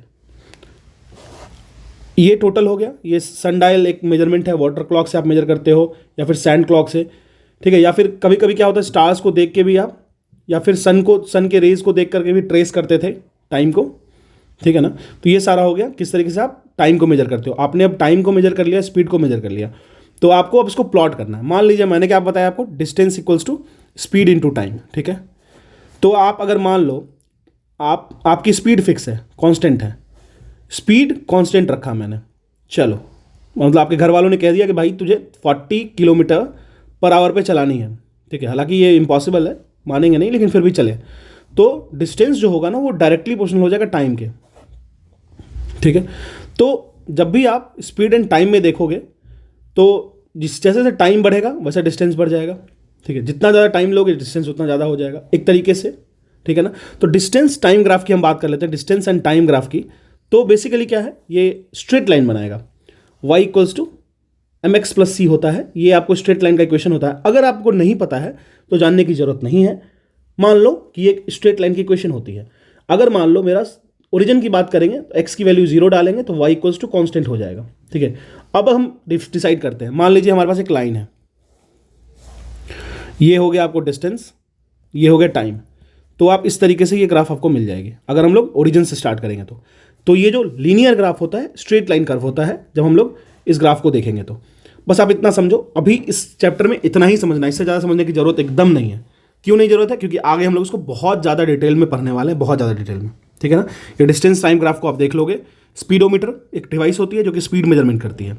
अब इन्होंने क्या किया है, एक डाटा ले लिया, टाइम 0 पे 0 डिस्टेंस कवर किया था, फिर 1 मिनट पे उन्होंने 1 मीटर कवर किया, 1 किलोमीटर कवर किया। इस तरीके से इन्होंने डिफरेंट डाटा को लेकर प्लॉट कर दिया है। प्लॉट करने के बाद तो उनको स्ट्रेट लाइन ग्राफ मिल जाएगी इस तरीके से, ठीक है। तो ये बच्चों वाला काम इन्होंने इसको पूरे चैप्टर में करके दिखाया है, जो कि देखो बिल्कुल अगर आप बच्चे हो ये चैप्टर पढ़ रहे हो तो आपको ब्रेन स्टॉर्म करना है, चीज़ों को समझना है। लेकिन अगर आप यूपीएससी स्टेट पीसीएस की तैयारी कर रहे हो तो इन चीज़ों पे ज़्यादा भागना नहीं है, क्योंकि आपको मैं प्लॉट करके नहीं दिखाने वाला हूँ। तो ये जो चैप्टर था उसमें हम लोगों ने बेसिक ग्राफ्स को समझा, नॉन यूनिफॉर्म मोशन को समझा, ऑसिलेशन को, सिंपल पेंडुलम को, स्पीड को, टाइम पीरियड को, यूनिफॉर्म मोशन को, यूनिट ऑफ टाइम को। देखिए ऑसिलेशन में टाइम पीरियड निकलता है T equals to 2 pi, T equals to 2 pi root over L by G, where T equals to क्या होगा, time period of the oscillation, और एल हो गया length of the string, G हो गया ग्रेविटेशनल फोर्स। लेकिन ये मैंने आपको क्यों नहीं बताया, क्योंकि ये यहाँ पे पढ़ना ही नहीं है, हमें इसके बारे में जानना ही नहीं है। क्लास 7 के बच्चे से क्यों इसको जान के क्या करेंगे, कुछ नहीं करेंगे। इसकी एक्सरसाइज भी आप मत करना, अगर आप स्टेट पीसीएस की तैयारी कर रहे हो तो इसकी एक्सरसाइज भी मत करना, ठीक है। अब क्लास 8 और 9 और 10 जो आएगा ना, उसमें 12th की जो बायो वाली सेक्शन आएगी उसमें हम लोग जम के क्वेश्चन भी करने वाले हैं, ठीक है। तो ये हो गया हमारा बेसिक, वेरी बेसिक, मतलब समझो अब स्टार्ट भी नहीं हुआ मोशन एंड टाइम, लेकिन ये चैप्टर फिनिश हो गया क्योंकि यहाँ की रिक्वायरमेंट इतनी ही थी। अगर आप अभी तक बने हो तो चैनल को सब्सक्राइब कर देना, अपने फ्रेंड्स के साथ शेयर कर देना, और बच्चों के साथ भी शेयर कर सकते हो, यू कैन से, ठीक है। Thank you. चैप्टर नंबर 10 की तरफ बढ़ते हैं, इलेक्ट्रिक करंट और उसके इफेक्ट को देखते हैं, ठीक है। सबसे पहले ये चीज़ें समझिए कि इलेक्ट्रिक करंट और सर्किटरी ये बहुत ही बड़ा डोमेन है, ठीक है ना। लेकिन यहाँ इस टॉपिक में कम चीज़ें पढ़नी, लिमिटेड पढ़नी, लेकिन आगे जैसे बढ़ोगे उसमें बहुत ज़्यादा चीज़ें पढ़नी है, मैं देखा हूँ। तो बेसिक समझ लेते हैं जो भी दे रखा है इस चैप्टर में, ठीक है ना। कुछ सिंबल्स एंड कंपोनेंट होते हैं। अब देखो, आप मान लो मैंने आपको बोला हम और आप काम कर रहे हैं किसी लैब में, ठीक है, और वहाँ पे बोलना मना है क्योंकि साउंड वाइब्रेशन से कुछ केमिकल इफेक्ट चेंज हो जाता है। चलिए, तो मैंने आपको बोला इस तरीके का एक बना दिया, आप क्या समझे, आप समझ गए बल्ब मांग रहा है, ठीक है, बल्ब मांग रहा है, मैंने बोल दिया 5 वॉट की एक बल्ब ले आना। दूसरी चीज़ें मैंने आपको इस तरीके से डिज़ाइन कर दिया, आप समझ गए ये रेजिस्टर मांग रहा है। तीसरी चीज़ें मैं आपको इस तरीके से कॉइल दिखा दिया तो आप समझ गए ये इंडक्टर मांग रहा है, ठीक है। फिर मैंने आपको ये डायरेक्शन दे दिया तो आप समझ गए कैपेसिटर मांग रहा है, ठीक है। फिर मैंने आपको इस तरीके का एक दिखा दिया तो ये आप समझ गए कि मैं स्विच मांग रहा हूँ, ठीक है। इसी तरीके से अगर मैं चाहूँ आपसे तो बहुत कुछ मांग सकता हूँ। तो मैंने जो भी चीज़ें बोली वो एक सिंबल की तरह बोली, क्योंकि जो कंपोनेंट्स होते हैं उसको आप सिंबल से भी रिप्रेजेंट कर सकते हो इलेक्ट्रिक सर्किट में। और अगर आप इनको, ये सारे कंपोनेंट को ले करके एक इलेक्ट्रिक सर्किट में कंप्लीट करोगे तो वो सर्किट डायग्राम कहलाता है, ठीक है ना। तो ये बेसिक चीज़ें हैं, बहुत ही बेसिक चीज़ें हैं। देख लो, सर्किट को क्लोज करना है। अगर एक चीज़ और समझो, अगर आपको करंट फ्लो कराना है, करंट मतलब फ्री चार्ज को फ्लो कराना है। फ्री चार्ज फ्लो कराने का मतलब पोटेंशियल प्रोवाइड कराओ, वोल्टेज प्रोवाइड कराओ और करंट फ्लो करेगा। लेकिन कब फ्लो करेगा? जब भी वो सर्किट क्लोज्ड होगी। हालांकि इस पर मैं और बात कर सकता हूँ, Kirchhoff's current law, Kirchhoff's voltage law, लेकिन मैं अभी कुछ बात नहीं करूँगा क्योंकि वी आर इन स्टैंडर्ड 7, ठीक है। तो समझते हैं, तो सर्किट डायग्राम को कंप्लीट करना होगा। कंप्लीट करना होगा वायर से, कंपोनेंट से, इलेक्ट्रिकल कंपोनेंट ले लीजिए, रजिस्टर ले लीजिए, स्विच ले लीजिए, वोल्टेज ईएमएफ ले लीजिए, सेल ले लीजिए, बैटरी ले लीजिए, कुछ भी। जब भी कोई इलेक्ट्रिक करंट फ्लो करेगा वायर में, वो तभी करेगा जब वो सर्किट क्लोज्ड होगा। क्लियर है? इस बात का ध्यान रखिएगा। अब देखिए रिप्रेजेंटेशन, एक इलेक्ट्रिक सेल की रिप्रेजेंटेशन इस तरीके से की जाती है, जिसमें एक साइड पॉजिटिव टर्मिनल, एक साइड नेगेटिव टर्मिनल को इस तरीके से रिप्रेजेंट किया जाता है। अगर मैं बल्ब की बात कर लूँ तो वो आपको इस तरीके से रिप्रेजेंट किया जाता है। अगर मैं स्विच की बात कर लूँ तो वो इस तरीके से रिप्रेजेंट किया जाता है, आप देख सकते हो। और अगर देखो स्विच ऑन स्विच ऑफ करने का क्या मतलब हुआ, बच्चों वाली बात है। मान लो आपकी ये स्विच है और ये है, ये इस तरीके से स्टैंगल्ड है, यहाँ पे है, तो ये अभी ऑफ है, ठीक है। अगर मैं इसको ऑन करना चाहूँ तो ये मैं एक एरो इस तरीके से दिखा सकता हूँ कि इसको मैंने इसे क्लोज कर दिया, तो ये क्लोज हो गया। या फिर आप ले लो, अगर आपको ये फ्यूज लग रहा होगा तो मैं आपको स्विच और कॉमन तरीके से बना के दिखा देता हूँ। ये हो गया, ठीक है। ये ऑन स्विच है, यहाँ पे आपने बल्ब को ऑन ऑफ रखा है, मतलब ये स्विच ऑन है लेकिन सर्किट ऑफ है। फिर आप आए और इसको बोले कि चलो बल्ब ऑन करते हैं, इसको आपने एरो से डाउनवर्ड दिखा दिया, मतलब ये कॉन्टेक्टिंग वायर यहाँ पे अटैच हो गया। अटैच होने के बाद क्या हुआ, यहाँ पे करंट फ्लो कर गया, ठीक है। करंट फ्लो कर गया मतलब सर्किट क्लोज था, ठीक है। इसी तरीके से ऑन एंड ऑफ पोजीशन का तो आप देख लिए। बैटरी अगर सीरीज में बैटरी को ऐड करते हो, मान लो एक साथ आपने एक बैटरी नंबर 1 बैटरी नंबर 2 को ऐड किया है, तो आप इस तरीके से दिखा सकते हो कैस्केडिंग ऑफ बैटरी, ठीक है। किस तरीके से दिखा सकते हो मैं आपको बताता हूँ।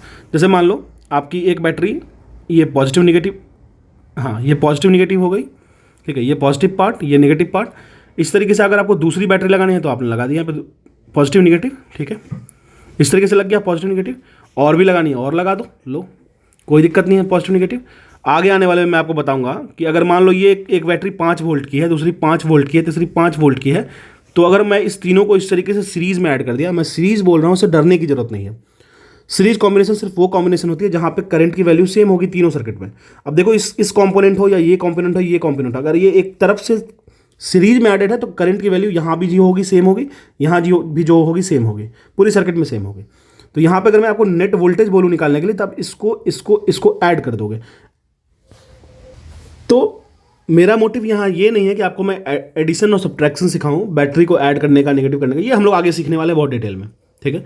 तो यहाँ पे मैं आपको ये बता रहा हूँ कि इस तरीके से कनेक्शन भी बनती है, ठीक है। पॉजिटिव को नेगेटिव से कनेक्ट करो, पॉजिटिव को नेगेटिव से कनेक्ट करो और सीरीज में बैटरी लग जाएगी, ठीक है। चलिए अच्छा एक चीज़ और समझ लेते हैं, वायर को आप इस तरीके से डिनोट करते हो, ठीक है। अगर किसी भी कहीं पे भी किसी वायर में इलेक्ट्रिक करंट फ्लो कर रही है ना, तो वहाँ पे आप देखोगे कि वायर गर्म हो जाती है, ठीक है। आप कभी अपने इलेक्ट्रॉनिक या इलेक्ट्रिकल डिवाइस को छू के देखना तो वो गर्म होती है थोड़ी। ऐसा क्यों होता है? क्योंकि जो करंट फ्लो कर रही है वायर से, वो फेस कर रही है एक फ्रिक्शन, उस फ्रिक्शन को कहते हैं रेसिस्टर आर, रेसिस्टेंस। ये हो गया रेसिस्टेंस, ठीक है। इसको इस तरीके से अगर हम डोनेट करें तो ये हो गया रेसिस्टिविटी। रेसिस्टिविटी उस वायर के कंडक्टर की इंटरनल मटेरियल प्रॉपर्टी है, उस मटेरियल की प्रॉपर्टी है। जैसे मान लो कि अगर कोई हम नाइक्रोम वायर यूज़ कर रहे हैं या फिर कॉपर वायर यूज़ कर रहे हैं, तो सबकी अपनी अपनी प्रॉपर्टी होगी, ठीक है। सबकी अपनी अपनी इलेक्ट्रिकल रेसिस्टिविटी वैल्यू होगी, लेकिन रेजिस्टेंस की वैल्यू वो एक अवरोध है, वो उसको रोकेगी। भाई करंट तू थम जा थोड़ा, या इलेक्ट्रॉन भाई आप तेज़ी से चल रहे हो थोड़ा रुक जाओ।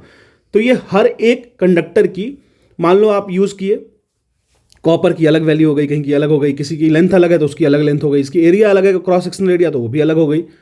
तो रेजिस्टेंस जो है वो फ्रिक्शन है, रेजिस्टिविटी उसकी इंटरनल इनहेरेंट मटेरियल प्रॉपर्टी है, ठीक है। और रेजिस्टेंस को निकालते कैसे हैं आगे बहुत डिटेल में समझेंगे, यहाँ कुछ नहीं समझना, लेकिन फिर भी जान लीजिए रो इंटू एल बाई ए होता है। रो रेजिस्टिविटी है, L is the length of conductor, A is the area of cross section of the conductor. Clear है? चलिए तो ये हो गया। अब हीटिंग इफेक्ट के कारण वो गर्म होती है, ये समझना है, इसीलिए हम लोग इसी एप्लीकेशन को यूज़ करके हीटर बनाते हैं, ठीक है ना। और एक टेम्परेचर वो होता है फॉर्मूला, वो मैं अभी नहीं बताऊंगा, रेस्ट्रिक्ट करता हूं मैं अपने आप को। चलिए फिलामेंट की बात कर लेते हैं। 3 वायर्स होते हैं फिलामेंट में, ठीक है। एक इलेक्ट्रिक सर्किट आप तभी देख सकते हो जब वो क्लोज्ड हो। देखो आप यहाँ एक बल्ब लगा है, यहाँ एक बैटरी लगा है, यहाँ एक स्विच लगा है, ठीक है ना। ये क्लोज्ड है। अगर ये क्लोज्ड है मतलब क्या है कि यहाँ पे सर करंट फ्लो करेगा और ये बल्ब जो होगा वो ग्लो होगा, ठीक है। ग्लो होगा, हल्की गर्म हो जाएगी, हीटिंग इफेक्ट भी होगा, क्योंकि ये वायर से बना है, क्योंकि ये रेसिस्टिंग एलिमेंट से बना है, क्योंकि यहाँ पे रेसिस्टर एक डिवाइस है जो लगा है, जिसकी वजह से यहाँ पे हीट भी मिलेगा आपको, ठीक है। चलिए अब हम लोग एक इलेक्ट्रिकल फ्यूजेस की बात कर लेते हैं। जो भी दे रखा है इसमें मैं वो बताता हूँ आपको। एक heating effect of electric current को समझ गए। एक इलेक्ट्रिकल फ्यूजेस क्या होता है? बेसिकली फ्यूज जो होता है ना, मान लीजिए आपका घर है, ठीक है। आपका यहाँ पे एक ट्रांसफार्मर लगा है आपके मोहल्ले में, और आपका यहाँ पे स्टेप डाउन होके, मैं अभी सारी चीज़ें बताऊंगा, यहाँ पे उतना उलझना नहीं है। तो यहाँ से आपके घर में आया इलेक्ट्रिसिटी, ठीक है। जब आपके घर में आया ना, तो आप एक वायर से करंट को ले जा रहे हो, लेकिन हो सकता है कभी यहाँ पे एक शॉर्ट सर्किट हो जाए। मैं बस सिर्फ शॉर्ट सर्किट वर्ड बोल रहा हूँ, घबराना नहीं। शॉर्ट सर्किट का मतलब ये होता है वहाँ पे करंट की वैल्यू बहुत ज़्यादा बढ़ जाती है, सिस्टम में करंट की वैल्यू बहुत ज़्यादा बढ़ जाएगी। रेजिस्टेंस, अगर करंट बढ़ेगी तो रेजिस्टेंस बहुत तेज़ी से गिर जाता है, ठीक है। तो करंट इतनी ज़्यादा बढ़ गई कि अगर वो आपके घर में आए तो आपके जितने भी अप्लायंसेस लगे हैं उनको डैमेज कर देगी, ठीक है, उनको डैमेज कर देगी। अच्छा, करंट बढ़ रही है तो शॉर्ट सर्किट हो रहा है, मतलब रेजिस्टेंस की वैल्यू नियरली जीरो हो जाती है। आइडियल कंडीशन में जीरो होगी, जीरो होती नहीं है वैसे, ठीक है। तो जो करंट फ्लो करने लगी बहुत ज़्यादा, तो आपकी अप्लायंसेस थी उसको वोल्टेज बहुत ज़्यादा मिलने लगा सडनली। अब सडनली जो मिलने लगा करंट की वैल्यू, उससे क्या होगा, अप्लायंसेस उड़ जाएगा। हम तो ये चाहेंगे नहीं, बिल्कुल नहीं चाहेंगे यार, बाहर में कुछ कुछ प्रॉब्लम आई उससे हमारा घर क्यों उड़े। तो आप क्या करोगे, उस वायर पे एक फ्यूज लगा दोगे, फ्यूज वायर, ठीक है ना। इस फ्यूज वायर जो होती है ना, इस फ्यूज वायर को यूज़ करते हैं हम लोग खुद को प्रोटेक्ट करने के लिए, ठीक है ना। जब भी इससे इलेक्ट्रिक करंट पास करेगी और अगर उस करंट की वैल्यू एक परमिसेबल वैल्यू से, जो हमें जितनी हमारी सिस्टम की औकात है उससे ज़्यादा अगर मिले, तो ये इलेक्ट्रिक फ्यूज जो होती है वो पिघल के गिर जाती है, क्योंकि ये मेल्ट कर जाती है, ठीक है। तो ये जल्दी मेल्ट हो गई, ये मेल्ट होकर गिर गई। जैसे हमको अगर मान लीजिए 10 एम्पियर चाहिए था, अगर 20 एम्पियर या 25 एम्पियर आने लगा तो इसको पता चल गया कि अरे ये गल के गिरने लगा, क्योंकि हमने उसमें ऐसी मेटल को यूज़ ही किया है कि ये गल के गिर जाएगा। तो ये बता रहा है कि भाई अब बहुत ज़्यादा एक्सेसिव करंट आ रहा है आपके सिस्टम में, इसको रोक दो, तो ये फ्यूज़ गल के गिर जाएगा। आपका सर्किट जो होगा वो क्या हो जाएगा, सर्किट आपका यहाँ से ओपन हो गया। अब ये ओपन हो गया भाई, तो ओपन हो गया तो करंट तो फ्लो करेगा नहीं, आपका सिस्टम से डिस्कनेक्शन हो गया, आपका घर सेफ हो गया, ठीक है। देखते हो ट्रिप करता है कभी कभी फ्यूज़, देखे हो ना आप, ठीक है। तो ये बेसिक चीज़ें हैं, यहाँ पे इतना ही जानना है, इतना ही डिस्कशन है। और ये भी डिस्कशन नहीं था, मैं तो एक एडिशनल बता दिया आपको, ठीक है। अब देखिए, जब इलेक्ट्रिक करंट फ्लो करता है एक वायर से, तो वो एक मैग्नेट की तरह बिहेव करता है, ठीक है। जैसे हम लोगों ने एक मैग्नेटिक फील्ड में अगर एक कंडक्टर को रोटेट करते हैं तो उससे भी एक इलेक्ट्रिक करंट फ्लो करने लगती है उस कंडक्टर में। उसी का रिवर्स है कि जब भी इलेक्ट्रिक करंट फ्लो करता है किसी वायर में, अगर आप किसी वायर में इलेक्ट्रिक करंट को फ्लो करा दो तो इसके आसपास मैग्नेटिक फील्ड बन जाती है। तो ये होता है आपको magnetic effect of electric current. इसको हम लोग बहुत डिटेल में जानेंगे, लेकिन अभी नहीं।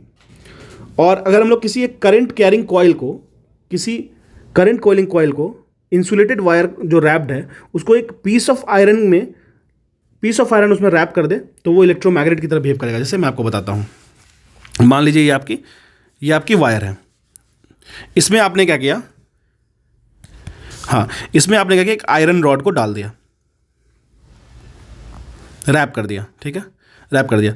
तो अगर इसमें हम करंट फ्लो कराते हैं ना, तो ये जो आयरन रॉड है ना, वो कुछ समय के बाद मैग्नेट की तरह बिहेव करेगा, मैग्नेट की तरह। और हालांकि ये मैग्नेट बना है इलेक्ट्रिकल इफेक्ट से, इसलिए हम इसको इलेक्ट्रोमैग्नेट कहते हैं।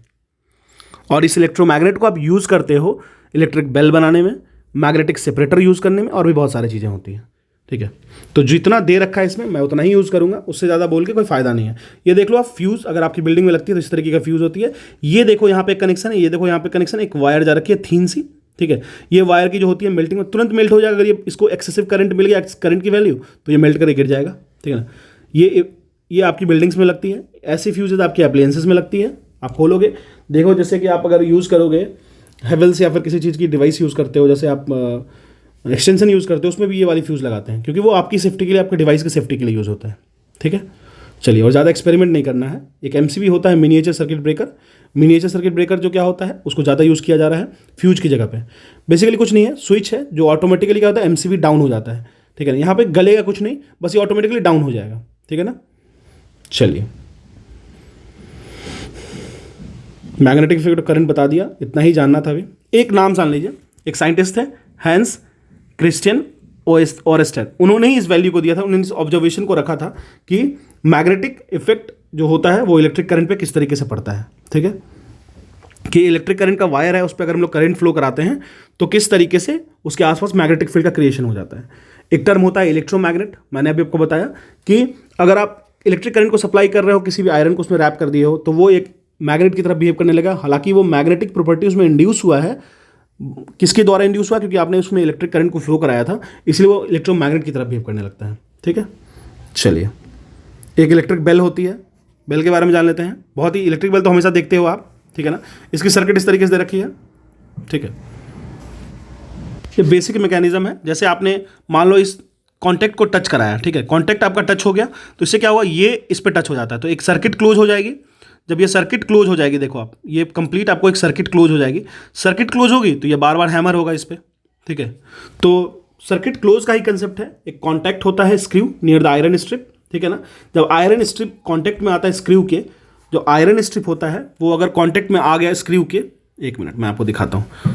जैसे ही ये इस स्क्रू के आयरन स्ट्रिप अगर कॉन्टैक्ट में आ जाए तो क्या होगा, तो करंट फ्लो हो जाएगा, जिससे क्या हो जाएगा, जो कॉइल होगा, ये दोनों जो कॉइल हैं, ये इलेक्ट्रोमैग्नेट की तरह बिहेव करने लगेंगे। अगर इलेक्ट्रोमैग्नेट की तरह बिहेव करेंगे तो ये आयरन स्ट्रिप को पुल करेंगे अपनी तरफ, इसको खींचेंगे, क्योंकि ये मैग्नेट की तरह बिहेव करने लगेगा। और जैसे ही खींचेंगे तो ये सर्किट क्लोज हो जाएगा और फिर इसमें करंट प्रोड्यूस होने लगेगा और ये रिंग करेगा इस पर। ठीक है, तो ये बेसिक सा कंसेप्ट है, बहुत ज़्यादा इसमें जानने की जरूरत नहीं है। हम लोगों ने battery, circuit diagram, electric component, electric bell, electromagnet, fuse, heating effect of current, magnetic effect of current को एकदम सिर्फ ग्राउंड पे जाना है, एकदम ग्राउंड पे, मतलब अभी ऊपर हम लोग चढ़े भी नहीं है, अभी हम लोग वॉल पे भी नहीं आए हैं। तो आगे हम लोग देखेंगे जैसे जैसे चैप्टर हमारा प्रोसीड करेगा। ठीक है ना, if you are watching this you need to subscribe this. ठीक है, 1 मिनट की रील नहीं है, मेहनत लगती है, तो आप इसको उस तरीके से कंसिडर कर सकते हो। Thank you. अब हम लोग बात करते हैं अपने नेक्स्ट चैप्टर नंबर 11 लाइट के बारे में। देखिए बहुत ज़्यादा डिटेल तो नहीं दिया, मैं फिर से रिपीट करूंगा, स्टैंडर्ड 7 की बुक है। बेसिक इंट्रोडक्शन दे रखा है, कैसे लाइट स्ट्रेट लाइन में ट्रैवल करता है, मिरर क्या होता है, रिफ्लेक्शन क्या होता है, रिफ्लेक्शन क्या होता है, कॉन्केव मिरर क्या होता है, कॉन्वेक्स मिरर क्या होता है, कॉन्केव लेंस क्या होता है, कॉन्वेक्स लेंस क्या होता है, मैग्नीफाइंग ग्लास किसको कहते हैं, मैग्नीफाइंग फैक्टर के बारे में नहीं पढ़ना है। ठीक है, चलिए उसके बाद फिर इसी तरीके से कुछ फिनोमेना को देखते हैं, किस तरीके से 7 कलर के कॉम्बिनेशन होती है लाइट में, उसको समझते हैं। ठीक है, चलिए स्टार्ट करते हैं। अगर हम लोग लाइट की बात करें तो लाइट ट्रैवल करता है हमेशा आपको एक स्ट्रेट लाइन में। ठीक है, light travels along the straight line, इस बात को आप ध्यान रखिएगा, ये आपको एग्जाम में पूछने को मिलेगा। बीम ऑफ लाइट और light travel in a straight line. ठीक है, उसके लिए एक्सपेरिमेंट किया गया, एक छोटू है वो क्या किया, छोटू ने एक स्ट्रेट लाइन को लिया तो इसको आराम से दिखा, जब ये कर्व करके देखा तो इसको थोड़ा सा इशू हुआ। ठीक है ना, बेंटेड लाइट से देखने पे उसको डिफरेंस पता चला कि हाँ किस तरीके से लाइट जो है वो, अब देखिए ये जो लड़का है वो बूझो और पहली 2 लोग चल रहे हैं इसमें हमारे साथ साथ तैयारी कर रहे हैं। ठीक है, चलिए तो कोई भी पॉलिश्ड सरफेस है या फिर पॉलिश्ड है या फिर शाइनी है, वो आपको एक मिरर की तरह काम करेगा। ठीक है, मिरर जो होता है वो डायरेक्शन को चेंज कर देता है लाइट के, जो भी उस पर फॉल करता है। जैसे मान लीजिए ये मिरर है, एक तरफ से मैंने इसको पॉलिश कर दिया, अगर इस पर कोई भी लाइट फॉल करती है तो ये उसका डायरेक्शन को चेंज कर देगा। ठीक है, डायरेक्शन को चेंज कर देगा। ठीक है, और ये जो डायरेक्शन चेंज हुआ है ना लाइट का बाई मिरर और पॉलिश्ड सरफेस, इसी को हम लोग कहते हैं रिफ्लेक्शन ऑफ लाइट। ठीक है, एक इमेज फॉर्म करेगा। अगर हम लोग प्लेन मिरर की बात कर लेते हैं, ये जो मिरर है वो प्लेन है, स्ट्रेट मिरर हो गया, ये प्लेन मिरर हो गया। ठीक है, और ये इसकी पॉलिश सरफेस हो गई, ये इसका एक तरीके से एक्सिस मान लो, यहाँ पे हम लोग खड़े हैं, ये हमारा ऑब्जेक्ट हो गया। ठीक है, जो आप हो वो ऑब्जेक्ट होते हो, जो आपको चाहिए इमेज चाहिए तो वो इमेज हो जाता है। ठीक है, तो जब भी कोई एक इमेज फॉर्म करता है प्लेन मिरर के द्वारा ना, तो वो हमेशा इरेक्ट होता है, वर्चुअल होगा और सेम साइज का होगा। देखो 2-3 वर्ड आते हैं, इरेक्ट मतलब सीधा मिलेगा आपको, सीधा मतलब जिस डायरेक्शन में आप खड़े हो अर्थ के ऊपर उसी डायरेक्शन में, इन्वर्टेड नहीं मिलेगा, उल्टा नहीं मिलेगा। ठीक है, फिर वर्चुअल क्यों होता है, जैसे मान लो ऑब्जेक्ट ये है तो इमेज आपका यहां बना, मतलब other side of the mirror बना, तो ये वर्चुअल इमेज हो गया। अगर इमेज आपका मान लो यहां बन जाता तो ये इमेज कैसा हो जाएगा, ये आपको रियल इमेज हो जाएगा प्लस इन्वर्टेड इमेज हो जाएगा। ठीक है, मतलब समझो मैं बेसिक समझा रहा हूं कि इन्वर्टेड का मतलब क्या हुआ, इरेक्ट का मतलब क्या हुआ, ऑब्जेक्ट का मतलब क्या हुआ, इमेज का मतलब क्या हुआ, फिर हम लोग इसको कंबाइन करके निकालेंगे मैग्निफिकेशन। ठीक है, तो समझिए, तो अब देखिए जो इस ऑब्जेक्ट का साइज होगा वही सेम होगा इमेज का साइज, प्लेन मिरर में सेम होगा। ठीक है ना, इस बात का ध्यान रखिएगा, क्लियर है। और इमेज जो होता है वो बिहाइंड द मिरर फॉर्म करता है, इसीलिए हम इसको इरेक्ट कहते हैं, मतलब इसीलिए हम इसको वर्चुअल कहते हैं, सॉरी इरेक्ट इसलिए क्योंकि ये सेम उल्टा नहीं हुआ, इसलिए इसको इरेक्ट मतलब वो कह रहे हैं रियल कह रहे हैं, मतलब इरेक्ट कह रहे हैं। ठीक है, ये हो गया basic concept of plane mirror में कैसे कैसे इमेज बनता है। अब एक चीज़ होता है प्लेन मिरर में, जो हमारा राइट होता है वो हमको लेफ्ट दिखता है, जो हमारा लेफ्ट होता है वो हमको राइट दिखता है। वहाँ पे क्या होता है, सिर्फ साइड जो होते हैं ना वो इंटरचेंज हो जाते हैं।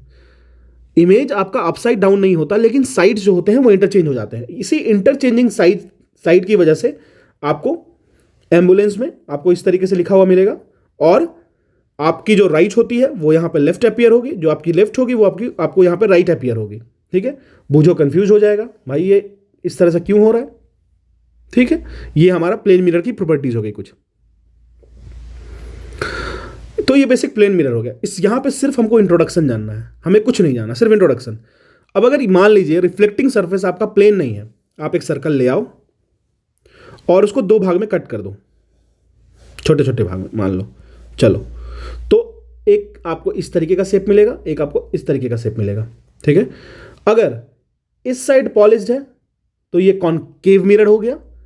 ठीक है, और अगर इस साइड पॉलिश्ड है और यहाँ पे रिफ्लेक्शन होगा तो ये कॉन्वेक्स मिरर हो गया।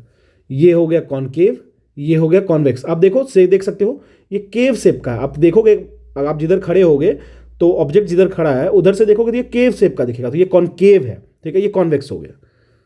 क्लियर हो गया। अब देखो जो इमेज फॉर्मेशन होता है कॉनकेव मिरर के द्वारा वो छोटे साइज का होगा, या छोटा भी हो सकता है, बड़ा भी हो सकता है, स्मॉलर ऑब्जेक्ट भी हो सकता है, बिगर ऑब्जेक्ट भी हो सकता है, मैग्नीफाइंड ऑब्जेक्ट भी हो सकता है, ठीक है, ध्यान रखिएगा।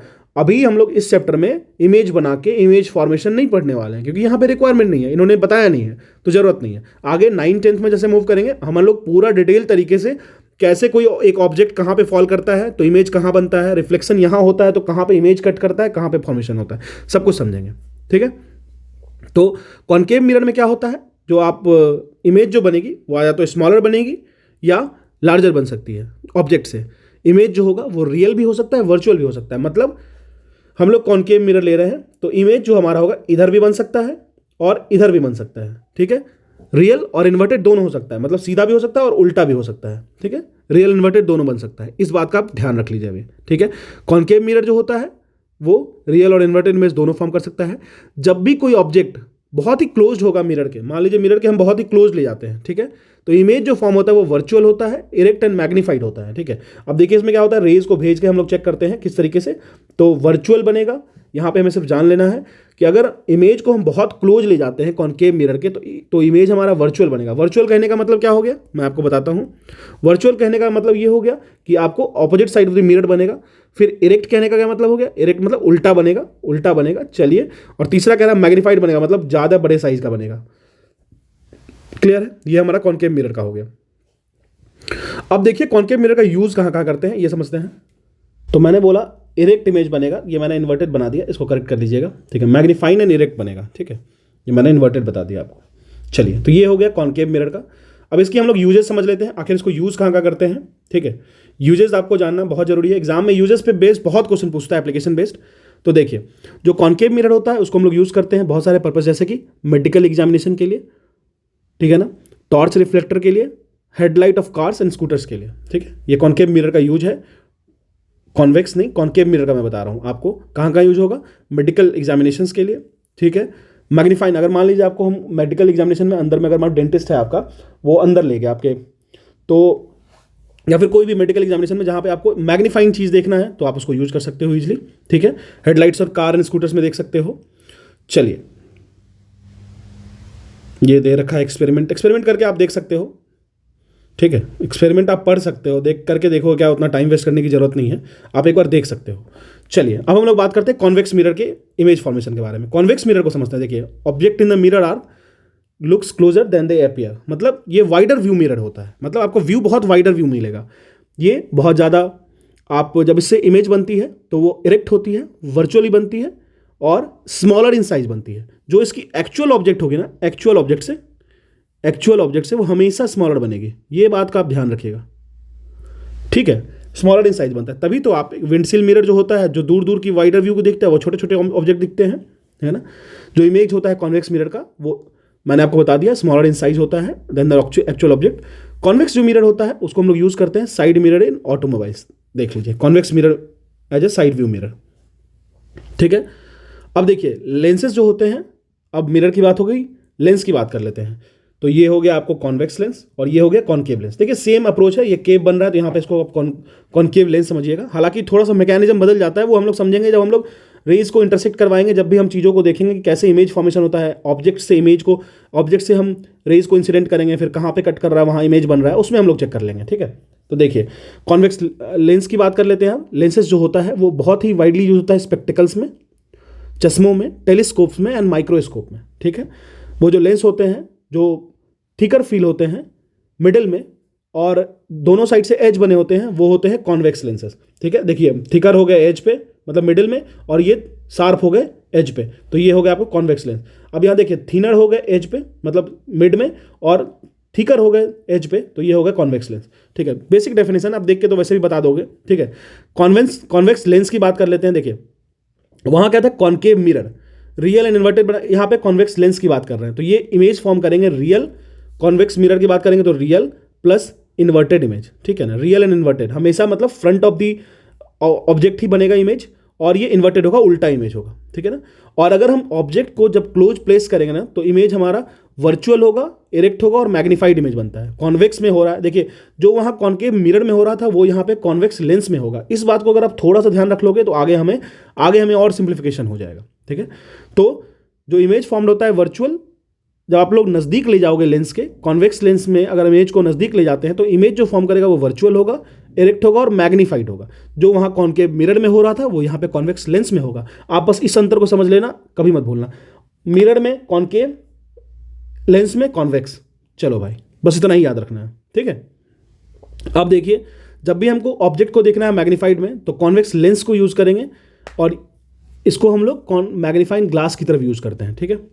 चलिए अब देखिए, एक कॉन्वेक्स लेंस जो होता है ना, कॉन्वेक्स लेंस की बात कर लें तो वो कन्वर्जिंग लेंस होता है, ठीक है। कॉन्वेक्स लेंस जब भी इस पर रेज फॉल करेगी ना इस तरीके से तो वो कन्वर्ज करेगी, ठीक है। ये कन्वर्ज होता है, हम लोग इसको समझेंगे मैकेनिज्म से, लेकिन बस अभी जान लो।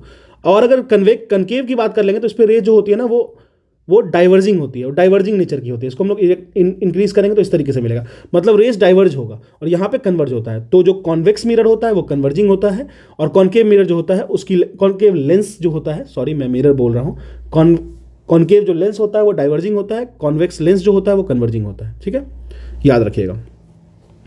अब बात कर लेते हैं कॉन्केव लेंस की। अभी हम लोगों ने कॉन्वेक्स लेंस देखा, कॉन्वेक्स लेंस को देख रहे हैं तो हमको याद रखना है कॉन्केव मिरर को, ठीक है। चलिए, अगर आपको यहाँ पे थोड़ी भी दिक्कत आएगी ना तो आप वेट कर लेना थोड़ा सा। जैसे ही हमारा एक्सटेंडेड फॉर्म ऑफ, जब हम लोग ये पढ़ेंगे ना ऑप्टिक्स, तो हम लोग उसको बहुत अच्छे तरीके से एक एक इमेज को ड्रॉ करके मैं बता दूंगा आपको, परेशान होने की जरूरत नहीं पड़ेगी, ठीक है। तो अगर हम लोग कॉन्केव लेंस की बात कर ले तो ये हमेशा इरेक्ट और वर्चुअल इमेज को फॉर्म करती है। याद करो, वहाँ पे कॉन्वेक्स मिरर जो कर रहा था यहाँ पे कॉन्वेक्स लेंस कर रहा है। हमेशा इमेज क्या हो जाएगा, इरेक्ट हो जाएगा प्लस वर्चुअल हो जाएगा, ठीक है। और हमेशा स्मॉलर साइज का होगा, देखो याद आया, हमेशा स्मॉलर साइज का इमेज फॉर्म करेगा, ठीक है। तो मैंने जो आपको जो डिफरेंसेस बताए ना उसको आप अगर थोड़ा सा क्लिक कर लोगे तो आंसर आपको दिमाग में आ जाएगा, ठीक है ना। कॉन्वेक्स लेंस जो होता है वो कन्वर्ज करता है, बेंड इन्वर्ट करता है लाइट को, ठीक है ना, जो उस पर जनरली फॉल करता है, इसलिए हम इसको कन्वर्जिंग लेंस कहते हैं। और जो कॉन्केव लेंस होता है, मैंने आपको ऑलरेडी बताया, वो डाइवर्ज करता है तो वो डाइवर्जिंग लेंस हो जाएगा, ठीक है ना। तो ये हो गया आपको लेंस के बारे में, देख लीजिए आप कन्वर्जिंग एंड डाइवर्जिंग का फिनोमिना। ये क्यों करता है इसको हम लोग लाइन डायग्राम से ड्रॉ करके सीखेंगे, लेकिन इसको बस इतना जान लीजिए, ठीक है। देखिए आप किस तरीके से इसको यूज़ कर रहे हो एज ए लेंस की तरह, तो क्योंकि ये कन्वर्ज कर रहा है, लाइटों को कन्वर्ज करके एक पॉइंट पे ले जा रहा है। कन्वर्ज कौन कर रहा है आप देख सकते हो, कॉन्वेक्स लेंस है, कॉन्वेक्स लेंस कन्वर्ज करता है, ठीक है ना, कॉन्केव लेंस डाइवर्ज करेगा, ठीक है। चलिए, तो ये हमारा बेसिक हो गया। एक्सपेरिमेंट्स तो आप बूझो ही करेगा, हम लोग तो करते नहीं हैं। अब हम लोग सनलाइट की बात कर लेते हैं, वाइट होता है या कलर्ड होता है।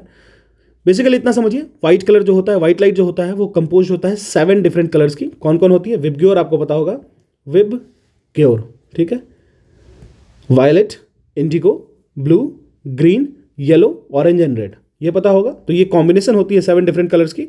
रेनबो इसकी एक फिनोमिना है, आपको पता होगा, जो डाइवर्जेंस होता है उसका एक फिनोमिना रेनबो है।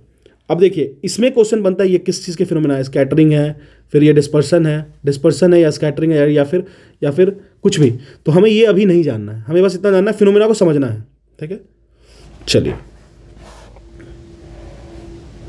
प्रिज्म क्या होता है, यहाँ पे अब व्हाइट कंपोनेंट को दोगे तो यहाँ 7 कंपोनेंट ऑफ लाइट आपको देखने को मिलेगा, ठीक है ना। ये बेसिक एक्सपेरिमेंट है। चलिए, तो यही था आज का टॉपिक। देखिए, इसमें कुछ है नहीं, मैं इसको बहुत डिटेल में इसलिए जा रहा हूँ क्योंकि इसकी बहुत ही एक्सटेंडेड वे हमें पढ़नी है। तो 7th के लेवल पे ही रखते हैं। मिरर को समझ लिए, लेंस को समझ लिए, कॉन्केव क्या होता है, इरेक्ट क्या होता है, रियल क्या होता है, ठीक है ना, डाइवर्ज क्या होता है, फिर किस तरीके से वर्चुअल इमेज क्या होता है, रियल इमेज क्या होता है, लाइट हाउस में क्या होता है, कन्वर्जिंग मिरर कहाँ लगता है, कन्वर्जिंग लेंस कहाँ होता है, कौन सा डाइवर्जिंग होता है, ये चीज़ें हम लोगों ने बेसिक समझा और इतना ही समझना था, इसलिए मैं अपने आप को यहाँ पर रोक रहा हूँ, ठीक है। चलिए, अब हम लोग मूव करेंगे अपने next chapter forest and our lifeline के लिए, ठीक है। चैप्टर नंबर 12 है, इसको देख लीजिएगा। चलिए, अगर हम लोग फॉरेस्ट जो कि हमारा लाइफ लाइन है उसको समझे। एक फॉरेस्ट क्या होता है, एक एरिया होता है वैसे लैंड का जो कि डोमिनेटेड होता है बाय ट्रीज के द्वारा, ठीक है। अच्छा, अगर हम लोग फॉरेस्ट रिपोर्ट की बात करें तो ये आपको बाइनियल रिपोर्ट होता है, ये एडिशनल इन्फॉर्मेशन मैं आपको देता हूँ, मतलब 2 साल में एक बार आता है, ठीक है ना। इंडियन स्टेट फॉरेस्ट रिपोर्ट आप जाके देख सकते हो कौन से स्टेट में कितनी फॉरेस्ट है, कहाँ पे कितनी डेंसिटी है, कहाँ पे फॉरेस्ट का एरिया ज़्यादा है, कहाँ पे फॉरेस्ट कितना ज़्यादा इंक्रीज़ किया है, कहाँ पे मैनग्रोव ज़्यादा है, ये सारे का डिस्क्रिप्शन आपको उसमें मिल जाएगा। फॉरेस्ट की बात कर ले तो फॉरेस्ट जो है एक एरिया ऑफ लैंड होता है जो डोमिनेटेड होता है ट्रीज के द्वारा। यह सिस्टम होता है जहाँ पे बहुत तरह के plants, animals and micro organism को एग्जिस्ट करते हैं आपस में मिलके, ठीक है। ऑर्गेनाइजेशन ऑफ फॉरेस्ट की बात कर ले तो अगर एक फॉरेस्ट की बात करें तो इन अ फॉरेस्ट ट्रीज जो होता है वो अपर मोस्ट लेयर फॉलो करता है, उसके बाद फिर सर्ब्स होता है, फिर द हर्ब्स होता है लोएस्ट लेयर में वेजिटेशन के, ठीक है ना। Tree then shrubs then herbs. मैंने आपको सर्ब्स और हर्ब्स की डिफरेंसेस बताई थी, वो क्लास 6 वाले साइंस में आप जाके देख सकते हो, ठीक है। जो ट्रीज होते हैं वो डिफरेंट डिफरेंट टाइप्स के होते हैं, डिफरेंट डिफरेंट साइजेस के होते हैं, ठीक है ना। तो उनको डिफरेंट हॉरिजेंटल लेयर में उनको स्टैक किया गया है एक तरीके से, ठीक है। और जो जो जो स्टैकिंग है उसको हम लोग अंडर स्टोरीज कहते हैं, ठीक है। जो ब्रांची पार्ट होता है ट्री का वो आता है आपको अबव द स्टेम, स्टेम के ऊपर, उसको हम लोग क्राउन कहते हैं। ब्रांचेज जितने भी टॉल ट्रीज के होते हैं वो आपको रूफ की तरह look like a roof over the other plants in the forest, और इसको हम लोग कहते हैं कैनोपी। कैनोपी मतलब एक तरीके से ढका हुआ चीज़, ठीक है। फॉरेस्ट को हम एज ए सिस्टम अगर हम समझते हैं, ठीक है, देखिए फॉरेस्ट को एज ए अगर हम सिस्टम समझते हैं तो वेरियस कंपोनेंट होते हैं फॉरेस्ट के जो एक दूसरे पे इंटरडिपेंडेंट होते हैं। ग्रीन प्लांट फूड प्रोड्यूस करते हैं, जो भी एनिमल्स होते हैं वेदर वो हार्बीवोर्स हुए या कार्निवोर्स हुए या वो उस पर अल्टीमेटली डिपेंड करते हैं, ठीक है ना, फूड बनाने के लिए। ऑर्गेनिज्म जो होते हैं जो फीड करते हैं प्लांट पे often get eaten by other organism, मतलब एक प्लांट को फीड करेगा वो किसी और को खाएगा, फिर उसको कोई और खाएगा, ठीक है ना, ये तो पता ही है। जैसे कि ग्रास जो होता है वो इंसेक्ट के द्वारा खाया जाता है, उसके बाद फ्रॉग जो होते हैं वो इंसेक्ट को खा लेते हैं, फिर जो स्नेक हैं वो फ्रॉग को खा लेते हैं, और इसी को हम लोग फूड चेन कहते हैं, ठीक है। जैसे ये बहुत ही कॉमन फूड चेन है, बेसिक फूड चेन है, एग्जाम में पूछा है बहुत बार इसलिए मैं बताता हूँ। ग्रास हो गया, उसके बाद इंसेक्ट हो गया, ठीक है, इंसेक्ट, फिर फ्रॉग हो गया, फिर स्नेक हो गया, स्नेक को ईगल हो गया, ठीक है। तो ये एक फूड चेन हो गया, ठीक है ना। फॉरेस्ट में बहुत तरह के फूड चेन मिलते हैं, जो जितने भी फूड चेन है ना सारे आपको लिंक्ड मिलेंगे, ठीक है ना। अगर आप कोई भी फूड चेन को डिस्टर्ब करते हो तो दूसरे फूड चेन ऑब्वियसली डिस्टर्ब होगा, ठीक है ना। अब जैसे इस ईगल को ही देख लीजिए, ईगल से कनेक्ट कीजिएगा तो ह्यूमंस मान लीजिए, या फिर ईगल को रख लीजिए कोई भी, छोटा सा बेयर ही रख लीजिए कोई भी, या फॉक्स ही रख लीजिए, फिर फॉक्स को कौन खाएगा तो इसको टाइगर या लायन मान लीजिए, ठीक है। इस तरीके का फूड चेन बनता है, तो कनेक्टिविटी एकदम आपस में रहती है। तो अगर एक भी लिंक बर्बाद होता है तो सारा का सारा फूड चेन इफेक्टेड होता है, ठीक है ना। बट हम ह्यूमंस रेकलेसली यूज़ करते हैं, अनसस्टेनेबल फॉर्म में यूज़ करते हैं हर चीज़ों को, जिसके कारण हमारा इफेक्ट और बेकार होते जा रहा है। हम लोग बहुत ज़्यादा ही डिस्टर्ब कर रहे हैं इस फूड चेन को या फिर किसी भी चेन को इन्वायरमेंट से रिलेटेड। अगर हम लोग बात करें interaction between soil, water and air और लिविंग ऑर्गेनिज्म की, तो आपस में ये कभी भी ना इंटर डिपेंडेंट ही रहते हैं हमेशा। ऐसा नहीं है कि आप चाहो तो वाटर को, सॉइल को, ग्रास को, फॉरेस्ट को, फिर एनिमल्स को अलग अलग सेपरेट कर दो, ऐसा नहीं हो सकता है, ठीक है। तो there are always interaction between soil, water, air and living organism. जैसे कि मशरूम जो होता है और कुछ माइक्रोस्कोपिक ऑर्गेनिज्म हुए या माइक्रो ऑर्गेनिज्म हुए, वो डेड प्लांट और एनिमल टिश्यूज पे डिपेंडेंट होते हैं, और जो डेड प्लांट और एनिमल टिश्यू होते हैं उसको कन्वर्ट करते हैं किस चीज़ पे, डार्क कलर सब्सटेंस, उसको हम लोग ह्यूमस कहते हैं। किस पे कन्वर्ट करते हैं तो ह्यूमस को कन्वर्ट करते हैं, ह्यूमस में कन्वर्ट करते हैं, ठीक है ना। मशरूम और अदर माइक्रो ऑर्गेनिज्म प्लांट हो गया, ठीक है ना।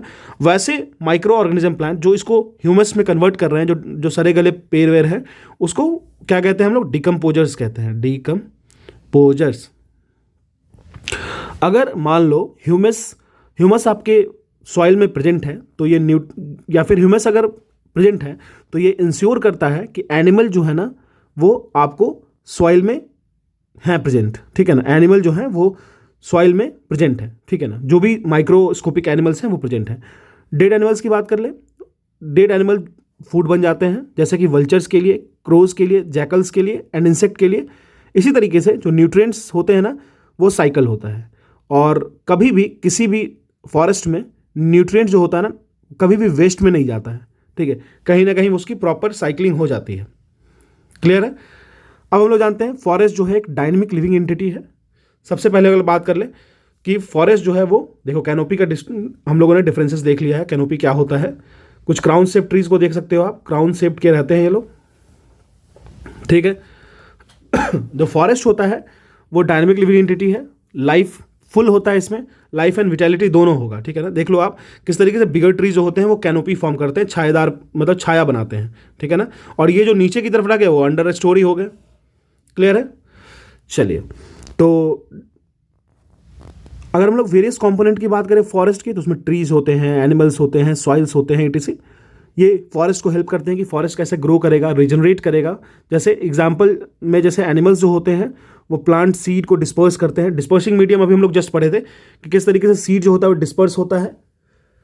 अगर सीड डिस्पर्स हो रहा है तो फिर ओवर क्राउडिंग कम होता है पेड़ के पास से, ओवर क्राउडिंग कम होगा तो सनलाइट पेड़ को अच्छा मिलेगा, मिनरल्स जो न्यूट्रिएंट्स पेड़ लेता है वो अच्छे से लेगा। तो ये भी एक कंसेप्ट है, ये आपको पता है। तो एनिमल्स भी मदद करते हैं सीड्स को आपको डिस्ट्रीब्यूट करने में, डिस्पर्स करने में, ठीक है ना। एनिमल डंग जो होता है वो न्यूट्रिएंट्स प्रोवाइड करता है सीडलिंग्स को ताकि वो ग्रो कर पाए अच्छे से। डिकम्पोजर्स हेल्प करता है कि कैसे वो न्यूट्रिएंट्स के सप्लाई को मेंटेन करें। तो कुछ भी चीज़ वेस्ट नहीं है फॉरेस्ट का, ठीक है। इसीलिए ट्राइबल्स जो होते हैं, ट्राइबल्स वो काफ़ी ज़्यादा यहाँ पे स्टे करते हैं, ठीक है ना। अब समझते हैं आखिर फॉरेस्ट का इंपॉर्टेंस क्या है। आप देख लो इस फिगर से आपको सब पता चल जाएगा। Oxygen, nutrients, decomposers, soils, water, ठीक है ना। और देखिए इकोसिस्टम में ये डिफरेंट ऑर्गेनिज्म साथ में स्टे तो कर ही रहे हैं। तो जो इंपॉर्टेंस होता है फॉरेस्ट का हमारे इन्वायरमेंट के लिए वो समझते हैं। प्लांट्स जो होते हैं वो O2 रिलीज करते हैं, ऑक्सीजन रिलीज करते हैं। फोटोसिंथेसिस प्रोसेस की मदद से प्लांट हेल्प करते हैं, ऑक्सीजन को प्रोवाइड करते हैं एनिमल्स के लिए ताकि वो रेस्पायर कर सके, रेस्पिरेशन उनका हो सके, ठीक है ना। वे जो होते हैं मेंटेन करते हैं balance of oxygen and CO2 in the atmosphere, ठीक है ना। CO2 को वो लेते हैं, NO2 को देते हैं, मतलब इससे क्या हो गया, वो बैलेंस करते हैं equation between oxygen and carbon dioxide हमारे एटमॉस्फेयर में। इसीलिए फॉरेस्ट को आप लोग ग्रीन लंग्स कहते हैं। क्या कहते हैं? Green lungs. और लंग्स ऑफ द अर्थ कौन है ये आप मुझे कमेंट सेक्शन में बताना, ठीक है। तो सीधी सी बात है, प्लांट O2 देगा, एनिमल CO2 रिलीज करेगा, ठीक है।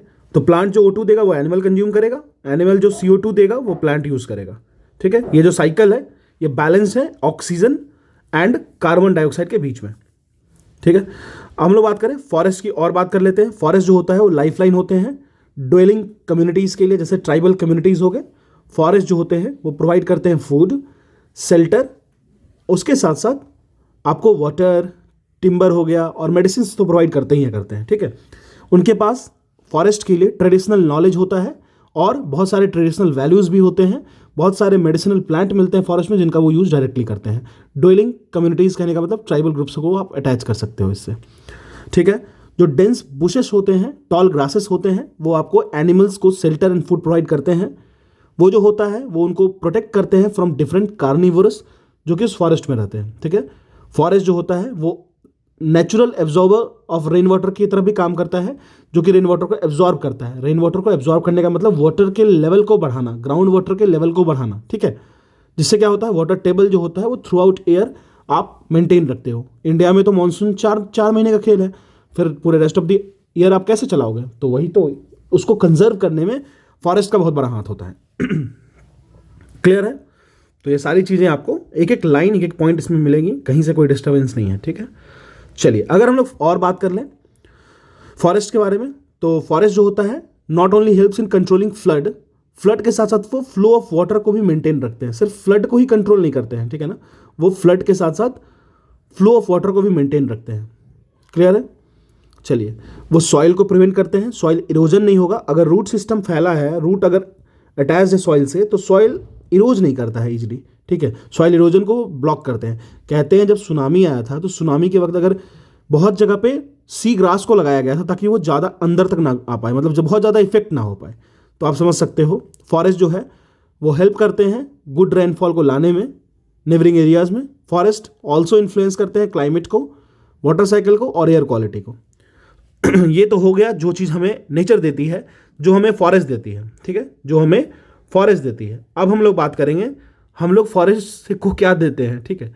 अब हम लोग जो बात कर देते हैं वो है डिफॉरेस्टेशन। चलो भाई, अब थोड़ा हम लोग आपकी अपनी भी औकात को देख लेते हैं। तो देखिए, डिफॉरेस्टेशन क्या है? परमानेंटली आप ट्री को काट कर दो, ठीक है, कुछ स्पेस बना दो फॉरेस्ट के अंदर। अभी की बात करें, फॉरेस्ट जो है वो एकदम डिसअपियर हो रहा है। ओवर ग्रेजिंग ऑफ एनिमल्स, काफ़ी ज़्यादा एनिमल्स हो गए हैं, काफ़ी ज़्यादा पॉपुलेशन बर्डन हो गया है, पॉपुलेशन पोटेंशियल इतना ज़्यादा बढ़ गया है हमारे अर्थ पे, पॉपुलेशन प्रेशर इतना ज़्यादा बढ़ गया है कि हम लोग कुछ कर भी नहीं सकते हैं, वी आर हेल्पलेस। तो एनिमल्स होंगे, डोमेस्टिकेशन हम लोग करते हैं तो ओवरग्रेज करेंगे एनिमल, ठीक है। फिर आप इनडिस्क्रिमिनेट फीलिंग ऑफ ट्रीज कर रहे हो, फॉलिंग ऑफ ट्रीज कर रहे हो, साथ साथ में ही कुछ हार्मफुल इम्पैक्ट डिफॉरेस्टेशन का तो होगा ही। डिफॉरेस्टेशन हो रहा है तो सॉइल इरोजन होगा, सॉइल इरोजन होगा तो फिर, और कार्बन सिक्वेस्ट्रेशन एक टर्म होता है जिस तरह कार्बन को आप सिंक करते हो, CO2 सिंकर है ट्रीज, तो वो भी कम हो जाएगा, तो एटमॉस्फेयर में CO2 बढ़ जाएगा, CO2 बढ़ेगा तो ग्लोबल वार्मिंग बढ़ेगा, ग्लोबल वार्मिंग बढ़ेगा तो ग्लेशियर पिघलेगा, ग्लेशियर पिघलेगा तो फ्लड आएगा, ठीक है। अब देखो इंडस्ट्रियलाइजेशन कर रहे हो पूरी तरीके से, गंदगी तरीके से पूरा पॉल्यूटेंट फैला रहे हो और यहाँ पे ट्रीज को कट कर रहे हो, तो आप सर्वाइव कैसे करोगे वो समझ लो। किसी का इकोसिस्टम छिनता है ना, आप देख लो स्नेक्स था, डेयर्स था, फ्रॉक्स थे, फिर मंकीज था, इन सब का इकोसिस्टम था ये, इसको आप क्या कर दे रहे हो देखो। ठीक है, तो इससे क्या हो रहा है, कार्बन डाइऑक्साइड तो इंक्रीज हो रहा है एटमॉस्फेयर में, और जो एब्सेंस है, शेल्टर तो छिन जा रहा है जानवरों से, ठीक है, फूड भी नहीं मिल पा रहा है उनको, तो वो शहर की तरफ आ रहे हैं, जिससे ह्यूमन और वाइल्ड इंटरेक्शंस बढ़ रहा है, ठीक है। रूट्स ऑफ ट्री जो होते हैं वो नॉर्मली सॉइल को आपस में बांध के रखते हैं, लेकिन उनके एब्सेंस में सॉइल जो है वॉश्ड अवे हो जा रहा है, इरोड हो जा रहा है। इसकी वजह से सॉइल जो होता है वो वाटर को होल्ड नहीं कर पा रहा है देर से, जिसके कारण फ्लड हो जा रहा है। डिफॉरेस्टेशन की बात करें तो ये हमारे लाइफ को डेंजर में तो डाल ही रहा है, साथ साथ इन्वायरमेंट तो खत्म हो ही रहा है, बट हमारे साथ साथ जो एग्जिस्ट करते हैं इकोसिस्टम उसको भी बर्बाद कर रहा है, ठीक है। तो हमें ध्यान रखना है कि हमें क्या करना है क्या नहीं करना है। ये चैप्टर खत्म हुआ, हम लोगों ने canopy, crown, decomposers, deforestation, humus, regeneration, seed dispersal, soil erosion, under story को समझा, ठीक है ना। तो इस चैप्टर में इतना ही है, बहुत ज़्यादा डिटेल तो था नहीं कुछ, लेकिन जो भी था एक एक पॉइंट को मैंने आपको आपके सामने रख दिया, ठीक है। हम लोग लास्ट चैप्टर में मूव करेंगे, चैप्टर 13 जो है उस पर मूव करते हैं, ठीक है। तो चलिए आखिरी चैप्टर हम लोग क्लास 7 की देखते हैं, ठीक है। वेस्ट वाटर स्टोरी को समझते हैं, ठीक है। आप अगर इस चैनल पर नए हो तो आप चैनल को सब्सक्राइब कर लेना, ठीक है, अगर आपको अच्छा लगे कंटेंट तो ही। चलिए वेस्ट वाटर स्टोरी के बारे में जानते हैं। वेस्ट वाटर जो होता है, जो dirty and black brown water होता है, जो कि आपके घरों से ड्रेन में जाता है सिंक के थ्रू, जो आप शॉवर करते हो, टॉयलेट्स में यूज़ करते हो, लॉन्ड्रीज करते हो, उन्हें हम लोग डर्टी ब्लैक ब्राउन वाटर कहते हैं। क्यों? क्योंकि जो वाटर होते हैं वो मिक्सड होते हैं लेदर में, मिक्स होते हैं ऑयल में, मिक्सड होते हैं ब्लैक एंड ब्राउन कलर में, ठीक है, मिक्सड होते हैं इनऑर्गेनिक कलरिंग एजेंट्स में, ठीक है। तो ये हो गया आपको वेस्ट वाटर। वाटर हमारा लाइफ लाइन है, इसमें कोई डाउट नहीं है। अगर हम लोग क्लीनिंग ऑफ वाटर की बात करें तो क्लीनिंग ऑफ वाटर एक तरीके का प्रोसेस होता है जहाँ पे आप डिफरेंट पॉल्यूटेंट को रिमूव करते हो, ठीक है, ताकि वो आगे जाके वो वाटर बॉडी में मिक्स हो सके या फिर आप उसको रीयूज़ कर सको। तो जो प्रोसेस होता है वेस्ट वाटर ट्रीटमेंट का, वेस्ट वाटर को क्लीन करने का, वेस्ट वाटर को मेंटेन करने का, उसको हम लोग सीवेज ट्रीटमेंट कहते हैं, ठीक है। उसको हम लोग सीवेज ट्रीटमेंट कहते हैं, ठीक है ना। अगर हम लोग सीवेज के बारे में बात करें, सीवेज के बारे में बात करें, सीवेज ट्रीटमेंट तो समझ गए, सीवेज के बारे में बात करते हैं। तो आखिर सीवेज होता क्या है? ठीक है, तो सीवेज क्या होता है? सीवेज इज वेस्ट वाटर जो हम लोग रिलीज करते हैं अपने घरों से, इंडस्ट्रीज से, हॉस्पिटल से, ऑफिसेज से, ये हो गया, ठीक है। जो आपने घर से निकालते हो, इंडस्ट्रीज से निकालते हो, हॉस्पिटल से, ऑफिसेज से निकालते हो। इसमें रेन वाटर भी इंक्लूडेड होता है, जो कि स्ट्रीट से रन डाउन होके आपके ग्राउंड वाटर में मिलता है, ग्राउंड वाटर के लिए सीवेज में मिलता है।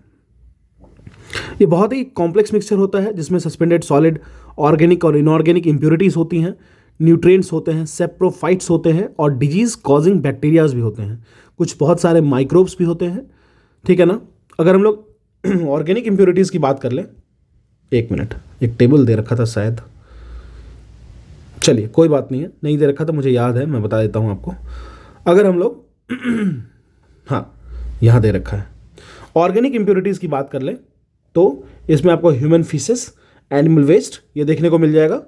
अगर हम लोग और क्या मिल सकता है, oil, urea, urine, pesticide, herbicide, fruit and vegetable waste, ये सब आपको देखने को मिलेगा ऑर्गेनिक इम्प्योरिटीज़ में। मैं बात कर रहा हूँ वेस्ट वाटर में क्या क्या मिलता है। अगर हम लोग इनऑर्गेनिक इम्प्योरिटीज़ की बात कर लें तो उसमें आपको नाइट्रेट्स, फॉस्फेट्स, मेटल्स मिलेगा आपको। अगर हम लोग न्यूट्रिएंट्स की बात कर लें तो इसमें फॉस्फोरस एंड नाइट्रोजन देखने को मिलेगा। बैक्टीरिया की बात कर लेते हैं तो उसमें आपको विब्रियो बैक्टीरिया मिलेगा, विब्रियो कॉलरा मिलेगा जिसके कारण कॉलरा होता है जो कि वाटर बोर्न डिजीज है, एंड सेलोमेनेला पैराथाइपी मिल जाएगा जिसके कारण टाइफाइड होता है। दोनों का दोनों जो है cholera and typhoid water borne disease है। कुछ और माइक्रोब्स मिलते हैं जैसे कि प्रोटोजन्स हो गए जिसके कारण डिसेंट्री होती है, ठीक है। तो ये सारी चीज़ आपको मिलती है। अब हम लोग समझते हैं कि आखिर एक नेटवर्क होता है छोटे और बड़े पाइप्स का जिसको हम लोग सीवर्स कहते हैं, वो सीवेज सिस्टम को फुल को बनाता है, ठीक है, ये तो पता होगा। इसमें क्या होता है बेसिकली, अब हम लोग बात करेंगे वेस्ट वाटर ट्रीटमेंट की। ट्रीटमेंट ऑफ जो वेस्ट वाटर होता है उसमें आप physical, chemical and biological process use करते हो। कौन कौन सी process? Physical process, chemical process plus biological process use करते हो, जिससे physical, chemical and biological matter को आप रिमूव कर सकते हो। जो कॉन्टामिनेटेड मैटर्स हैं जो वेस्ट वाटर में, उसको आप रिमूव कर सकते हो, ठीक है। एक वेस्ट वाटर ट्रीटमेंट प्लांट, इसको हम लोग क्या कहते हैं? वेस्ट वाटर ट्रीटमेंट प्लांट, ठीक है। में क्या क्या स्टेजेस होते हैं ये समझते हैं। आखिर ये जो रिमूव करते हैं वाटर से उसमें क्या क्या स्टेजेस होते हैं वो सबसे पहले समझते हैं। सबसे पहले वेस्ट वाटर को क्या किया जाता है? वेस्ट वाटर को पास किया जाता है through a bar screen. Large object जैसे रैग्स हो गए, स्टिक्स हो गए, कैंस हो गए, प्लास्टिक पैकेट्स हो गए, नैपकिन्स हो गए, उसको हटा लिया जाता है, ठीक है ना। आप देख सकते हो, ठीक है, मैं दिखाता हूँ आपको फिगर में। हाँ, ये हो गया बार स्क्रीन, ठीक है। ये पहला प्रोसेस है जिसमें क्या करते हैं हम लोग, वेस्ट वाटर जो भी गंदा पानी आ रहा है ना उसको इस बार स्क्रीन से पास करवाते हैं। तो इसमें क्या होता है, जितने भी बड़े बड़े ऑब्जेक्ट्स हैं जैसे रैग्स हो गए, डंडे हो गए, कैंस हो गए, प्लास्टिक हो गए, पैकेट्स हो गए, नैपकिन्स हो गए, वो रिमूव हो जाते हैं यहाँ पे, ठीक है। तो बिगर चीज़ के लिए, बड़े बड़े कचरों के लिए आप यहाँ पे बार स्क्रीन यूज़ करते हो। सेकंड प्रोसेस की बात कर लेते हैं हम लोग। पहला प्रोसेस तो हो गया, फिर वाटर जाता है नीचे ग्रिट में। Grit and sand removal tank होता है, grit and sand removal tank होता है। वो बेसिकली वो करता क्या है, जो वाटर का इनकमिंग स्पीड होता है वाटर सेट में उसको घटाता है, ठीक है ना। सैंड और ग्रीट जो होता है और पेबल को सेटल डाउन होता है, इसमें सेटलिंग डाउन होता है। जो भी उसमें सैंड है या फिर जो पत्थर हैं, छोटे छोटे पेबल्स हो गए, उनको सेटल किया जाता है इसमें, ठीक है ना। तो ये हमारा दूसरा प्रोसेस हो गया। पहला बार स्क्रीन सेट के थ्रू जाएगा, उसके बाद greet and sand removal tank के पास जाएगा। तीसरा जो होता है वाटर होता है, उसको अलाउ किया जाता है कि वो सेटल करे लार्ज टैंक में। इस तरीके से वाटर क्लैरिफायर एक होता है लार्ज टैंक में, ठीक है। वहाँ क्या होता है, जो पानी आ रहा होता है जिसमें जैसे सॉलिड्स जैसे फिशेस हो गए या फिर गंदगी हो गया, स्क्रैपर हो गए, वो धीरे धीरे उसमें सेटल हो जाता है, ठीक है ना। और यहाँ पे जो गंदगी बचता है उसको हम लोग स्लज कहते हैं, ठीक है ना। जो गंदगी बचता है कोने में उसको स्लज कहते हैं, ठीक है। स्लज बच गया, फिर जो स्लज होता है ना उसको ट्रांसफ़र कर दिया जाता है एक सेपरेट टैंक में, एक अलग टैंक में हटा दिया जाता है स्लज को, ठीक है ना। जो स्लज को एक सेपरेट टैंक में रिमूव कर दिया जाता है, ठीक है ना। उसके बाद इसको डिकम्पोज किया जाता है एनारोबिक बैक्टीरिया के द्वारा, ठीक है। एनारोबिक बैक्टीरिया मतलब वैसे बैक्टीरिया जो इसको डिकम्पोज करेंगे विदाउट यूजिंग एयर, मतलब कोई विदाउट एयर में इसको डिकम्पोज किया जाएगा। एक स्किमर जो होगा वो रिमूव करेगा, जो भी ऊपर सॉलिड्स जैसे ऑयल एंड ग्रीस तैर रहे होंगे उसको इससे हटाया जाएगा, ठीक है, स्किमर से। क्लियर है? स्किमर जो होगा वो ऑयल को स्किम कर लेगा, ग्रीस को स्किम कर लेगा, वाटर साफ हो जाएगा थोड़ा, ठीक है ना। इसी को हम लोग क्लैरिफाइड वाटर कहते हैं, ठीक है ना। चलिए, ये वाटर क्लैरिफायर और ये क्लैरिफाइड वाटर हो जाएगा, ठीक है। उसके बाद हम लोग देखते हैं एयर को पंप किया जाएगा क्लैरिफाइड वाटर में, किसकी मदद से? तो एरोबिक बैक्टीरिया की मदद से वाटर को पंप किया जाएगा क्लैरिफाइड वाटर में, ठीक है ना। बैक्टीरिया जो होगा वो ह्यूमन वेस्ट को कंज्यूम करेगा, फूड वेस्ट को कंज्यूम करेगा, soaps and other unwanted matter को जो होगा वो हटाएगा और इसको क्लैरिफाइड वाटर बनाएगा, ठीक है। उसके बाद हम लोग आते हैं कुछ घंटों के बाद क्या करेंगे, जो सस्पेंडेड माइक्रोब सेटल हो जाएंगे टैंक के बॉटम पे, किस तरीके से? एक्टिवेटेड स्लज के फॉर्म में। उसके बाद क्या करेंगे, हम लोग वाटर को रिमूव कर लेंगे सैंड ड्राइंग बेड्स और मशीन से। तो ये सारा प्रोसेस हो गया आपको वाटर प्यूरिफिकेशन का। समझ रहे हो आप? इतने सारे स्टेप्स थे जितने मैंने बोले आपको। देखो, नोट्स तो मैं अभी नहीं बना रहा हूँ, नोट्स में जब भी बनाऊंगा मैं आपको दे दूंगा, ठीक है। वैसे मैं क्या करता हूँ, मार्क कर लेता हूँ कुछ कुछ और मुझे पता चलता है कि यहाँ पे ये पढ़ाना है। लेकिन मैं क्या करूँगा, जब भी मैं नोट्स बनाऊंगा तो मैं टेलीग्राम पे बता दूंगा आपको, टेलीग्राम चैनल आप जुड़ सकते हो @IAS PCS सिंप्लीफाइड, ठीक है। और दूसरी बात ये है, अगर वहाँ जुड़ोगे तो आपको NCERT तो पूरी पैकेज में मिलेगी और भी बहुत सारी चीज़ें मिल जाएंगी। जो भी बेस्ट पॉसिबल होता है मेरे पास से मैं आपको प्रोवाइड कर दूंगा, ठीक है ना। अब क्या होगा, जो भी ट्रीटेड वाटर है, ठीक है ना, वो बहुत ही low level of organic material और सस्पेंडेड मैटर उसमें बचता है, उसको डिस्चार्ज कर देते हैं हम लोग सी या रिवर में। देखो नॉर्मली ये प्रोसेस होना चाहिए, आइडियल प्रोसेस है, लेकिन क्या होता है क्या नहीं होता है, पॉल्यूटेंट क्यों ये रिवर में भर रहा है इतना ज़्यादा, वो इंडस्ट्रियल वेस्ट क्यों जा रहा है रिवर में, ये तो हमें नहीं पता, ठीक है ना। तो नेचर धीरे धीरे, अब देखिए जो भी इन्फेक्टेड वाटर है जिसमें केमिकल यूज़ करते हैं, जैसे क्लोरीन हो गया, ओजोन हो गया, थोड़ा क्लियर करके ऑक्सीजनेट करके फिर हम लोग उसको रिलीज करते हैं डिफरेंट डिस्ट्रीब्यूशन सिस्टम में, जहाँ पे हम उसको फिर से रीयूज कर सकते हैं, ठीक है ना। बाई प्रोडक्ट क्या होता है वेस्ट वाटर ट्रीटमेंट का, स्लज बनता है। फिर बाई प्रोडक्ट को आप यूज़ कहाँ करते हो, बायोगैस बनाने में, ठीक है ना। जो सूखे हुए स्लज होते हैं उसको आप मैन्योर की तरह यूज कर सकते हो, रिटर्निंग ऑर्गेनिक मैटर की तरह यूज कर सकते हो, सॉइल में फिर से इसको डाल सकते हो। साथ साथ में ही जो बायोगैस होता है उसको यूज कर सकते हो एज अ फ्यूल और can be use to produce electricity, ठीक है। अब देखिए कुछ ऑल्टरनेटिव अरेंजमेंट तो होना चाहिए ना, अल्टरनेटिव अरेंजमेंट होना चाहिए सीवेज डिस्पोजल का। तो देखिए जहाँ पे अंडरग्राउंड सीवेज सिस्टम जो होता है ना वो रिफ्यूज हो जाता है कि डिस्पोजल सिस्टम अवेलेबल नहीं है, अब यहाँ नहीं हो पाएगा, वहाँ क्या करते हैं, लो कॉस्ट का ऑन साइट सैनिटेशन सिस्टम को हम लोग अडॉप्ट करते हैं। सस्ते दाम का, लो कॉस्ट का ऑन साइट सैनिटेशन सिस्टम, ठीक है। जैसे कि सेप्टिक टैंक लगा लिए, केमिकल टॉयलेट लगा लिए, कंपोस्टिंग पिट लगा लिए, गंदगी वहीं डाल देंगे, ठीक है ना। अब हम लोग कुछ टेक्निक्स जानते हैं जहाँ पे हाइजीन का यूज़ करेंगे, hygienic on site human waste disposal technology. जैसे कि आप इसको यूज कर सकते हो टॉयलेट्स में, जहाँ पे आपको स्कैवेंजिंग करने की ज़रूरत नहीं पड़ेगी, ठीक है ना। एक्सक्रीटा जो होगा, जो वेस्ट होगा आपके टॉयलेट सीट से वो फ्लो करके जाएगा कवर्ड ड्रेन में, ढके हुए ड्रेन्स में, फिर बायोगैस प्लांट में जहाँ पे डायरेक्टली इलेक्ट्रिसिटी प्रोड्यूस हो जाएगा, ठीक है ना। दूसरा क्या यूज़ कर सकते हो आप, दूसरा आप ये यूज़ कर सकते हो, वर्मी प्रोसेस टॉयलेट यूज़ कर लोगे। मतलब जैसे ह्यूमन एक्सक्रीटा होगा उसको ट्रीट किया जाएगा अर्थ वर्म्स के द्वारा, और ह्यूमन एक्सक्रीटा जो होगा वो कंप्लीटली कन्वर्ट कर दिया जाएगा वर्म केक्स में, ठीक है। सैनिटेशन एंड डिजीज़ की बात कर लेते हैं, अगर हम रिलेटेड हैं। देखिए अगर आप मान लो इस तरीके से डंप नहीं करना है, ठीक है ना, आपको उसको फिल्टर आउट करना है, जो भी सॉलिड वेस्ट होगा उसको एक डस्टबिन में डालना है, फिर उसके बाद उसमें से सिंक में पानी डालना है। नॉर्मली लोग ऐसा नहीं करते लेकिन ऐसा करना चाहिए, ये सही तरीका है और ये रॉन्ग तरीका है, ठीक है। चलिए, तो sanitation and disease, poor sanitation and contaminated drinking water होगा तो आपको डिजीजेज बहुत सारी होंगी, ठीक है। अनट्रीटेड ह्यूमन एक्सक्रीटा जो होगा वो हेल्थ के लिए बहुत हैजार्ड होता है, ये अगर पानी में मिलता है तो वाटर पॉल्यूशन क्रिएट करता है, और सॉइल में मिलता है सॉइल पॉल्यूशन क्रिएट करता है, ठीक है ना। इसकी वजह से वाटर बोर्न डिजीज जैसे कॉलरा हो गया, टाइफाइड हो गया, पोलियो हो गया, मेनिंजाइटिस हो गया, हेपेटाइटिस हो गया और डिसेंट्री, ये सब आपको होगा, ठीक है ना। ये सब कॉमन डिजीजें हैं। अगर हम लोग ओपन एयर ड्रेन सिस्टम बनाते हैं तो ब्रीडिंग प्लेस ऑफ क्या हो जाएगा, हाउस फ्लाइज हो जाएगा, फ्लाइज हो जाएगा, मॉस्किटो हो जाएगा, और ये बहुत सारे डिजीज़ को वो कैरी करेंगे, ठीक है ना। अब देखिए 2016 में गवर्नमेंट ऑफ इंडिया ने इनिशिएट किया था नया मिशन, स्वच्छ भारत मिशन, नाम तो सुने ही होंगे, स्वच्छ भारत मिशन, ठीक है ना। इसके अंदर बहुत सारे ड्राइव्स यूज़ किए गए, जैसे प्रॉपर सीवेज डिस्पोजल हो गया, फिर टॉयलेट हर जगह होना चाहिए, ठीक है ना।